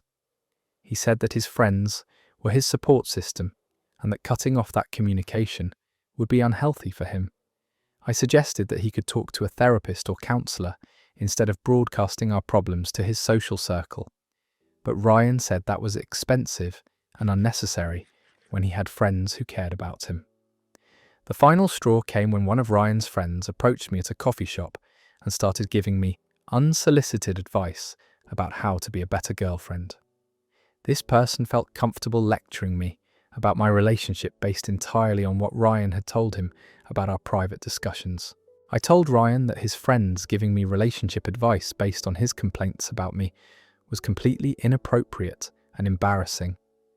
I said that I couldn't continue dating someone who treated our personal life like public entertainment for his social group. Ryan accused me of being paranoid and antisocial. He said that healthy people don't keep secrets from their friends, and that my desire for privacy was a red flag about my ability to maintain relationships. Am I the bad person for not wanting my partner to share our relationship conflicts with his entire friend group? That story ends there, and Ryan has basically turned your relationship into his personal reality show where his friends get to vote on every episode. Having his buddy lecture you about being a better girlfriend based on his one-sided stories is beyond inappropriate. There's a huge difference between occasionally seeking advice and creating a whole group chat dedicated to dissecting your private moments. You're not asking for secrecy, you're asking for basic respect and boundaries that most healthy relationships require. Moving along to our next story about workplace financial pressure. Am I the bad person for refusing to lend my coworker money? My coworker Olivia and I work in the same department, and last week she asked if she could borrow $100 until her next paycheck. She said she was short on rent money and that she'd pay me back as soon as she got paid on Friday. When I told her I couldn't lend her the money, it created an awkward situation at work. Olivia explained that she'd had some unexpected expenses this month and was coming up short on her rent payment. She said that her landlord was strict about late fees and that she really needed help to avoid extra charges. She made it sound like a temporary emergency that would be resolved quickly. The problem is that Olivia has a reputation around the office for asking people for money and not paying it back promptly. I've heard from other co-workers that she's borrowed money from them in the past and then made excuses about repayment for weeks or months. My friend Jake told me that he lent Olivia $50 6 months ago and still hasn't gotten it back. Every time he brings it up, she says she'll pay him next week, but it never happens. He eventually gave up asking because it was making their work relationship too uncomfortable. Another co-worker mentioned that Olivia had asked her for money multiple times, always with urgent explanations about unexpected bills or emergencies. She said that Olivia seemed to have financial crises more frequently than most people, which made her wonder about her money management skills. When I told Olivia that I couldn't lend her the money, she seemed surprised and hurt. She said that she thought we had a good working relationship and that she'd always been friendly and helpful to me. She made it sound like refusing to lend money was somehow unfriendly or unsupportive. I tried to explain that it wasn't about our working relationship, but about my personal policy of not lending money to co-workers. I said that mixing money and work relationships could create complications that I preferred to avoid. Olivia said that $100 wasn't that much money and that she really would pay me back on Friday when she got her paycheck. She showed me her direct deposit notification from previous weeks to prove that she had regular income coming in. I told Olivia that I understood she was in a difficult situation, but that I wasn't comfortable lending money regardless of the amount or repayment timeline. I suggested that she might want to talk to her bank about a short-term loan or see if she could work out a payment arrangement with her landlord. Olivia got frustrated and said that banks don't give loans for small amounts like that, and that her landlord wasn't flexible about payment schedules. She said that borrowing from a co-worker was her only option to avoid late fees and potential eviction threats. The conversation got more uncomfortable when Olivia pointed out that I'd recently bought lunch out several times and had mentioned getting new clothes, so clearly I had some discretionary spending money. She said that if I could afford those things, I could afford to help a co-worker in need. I felt defensive because Olivia was essentially monitoring my spending and using it to justify why I should lend her money. I tried to explain that having money for occasional purchases didn't mean I was obligated to lend it to other people. Olivia said that she'd always thought I was a generous and caring person, and that my refusal to help was making her reconsider what kind of colleague I really was. She made it sound like my character was being judged based on my willingness to provide financial assistance. Since then, things have been awkward between us at work. Olivia is polite but distant, and she makes occasional comments about how some people only care about themselves. She's also started eating lunch alone instead of joining our usual group. I've heard through other co-workers that Olivia has been telling people about my refusal to lend her money, framing it as me being selfish when she was facing a housing crisis. Some people seem sympathetic to her situation, while others understand why I wouldn't want to lend money to a co-worker. Am I the bad person for refusing to lend my co-worker money when she said she was facing eviction? That story wraps up there, and Olivia is running a guilt trip operation that's apparently worked on multiple co-workers already. The fact that Jake still hasn't gotten his $50 back after 6 months tells you everything you need to know about her repayment reliability. You're not a bank, and monitoring your lunch purchases to justify why you should fund her rent is completely out of line. Work relationships and money don't mix well, especially when someone has a track record of treating loans like gifts. Let's move to our next story about social obligations and dating. Am I the bad person for not attending my girlfriend's friend's wedding? My girlfriend Mia was invited to her friend Sophia's wedding last weekend, and she automatically assumed I'd be going with her as her +1.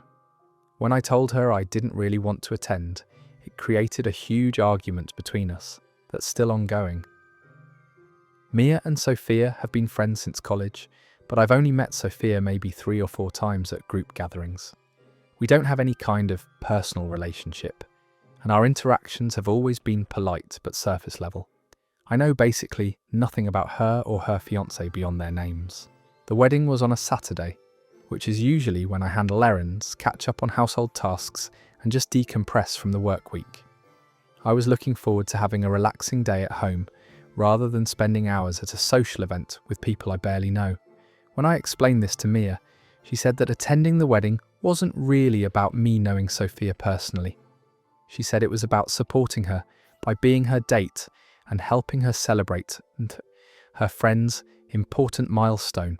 I told Mia that I understood she wanted me there for support, but that spending an entire day at a wedding for someone I barely knew felt like a lot to ask. I said that I'd be happy to drop her off and pick her up or help her get ready, but that actually attending the ceremony and reception wasn't something I was enthusiastic about. Mia got upset and said that couples typically attend weddings together, and that my refusal made it look like I wasn't committed to our relationship. She said that other people would notice I wasn't there and might think we were having problems. I tried to explain that my absence didn't reflect anything negative about our relationship, just that I didn't feel comfortable spending a whole day at an event where I'd know virtually no one except her. I said that I'd be perfectly fine with her attending solo and having a great time with her friends. Mia said that going to weddings alone was awkward and that she'd been looking forward to having me there to dance with and talk to during the quieter moments. She said that weddings were more when you fund your partner there to share the experience. The conversation escalated when Mia accused me of being antisocial and unwilling to participate in normal couple activities. She said that attending social events together was part of being in a relationship, and that my refusal showed I didn't want to integrate into her social circle. I pointed out that I do attend events with Mia regularly, including parties and gatherings where I know more people. I said that this particular wedding felt different because I would have absolutely no connection to anyone there except her.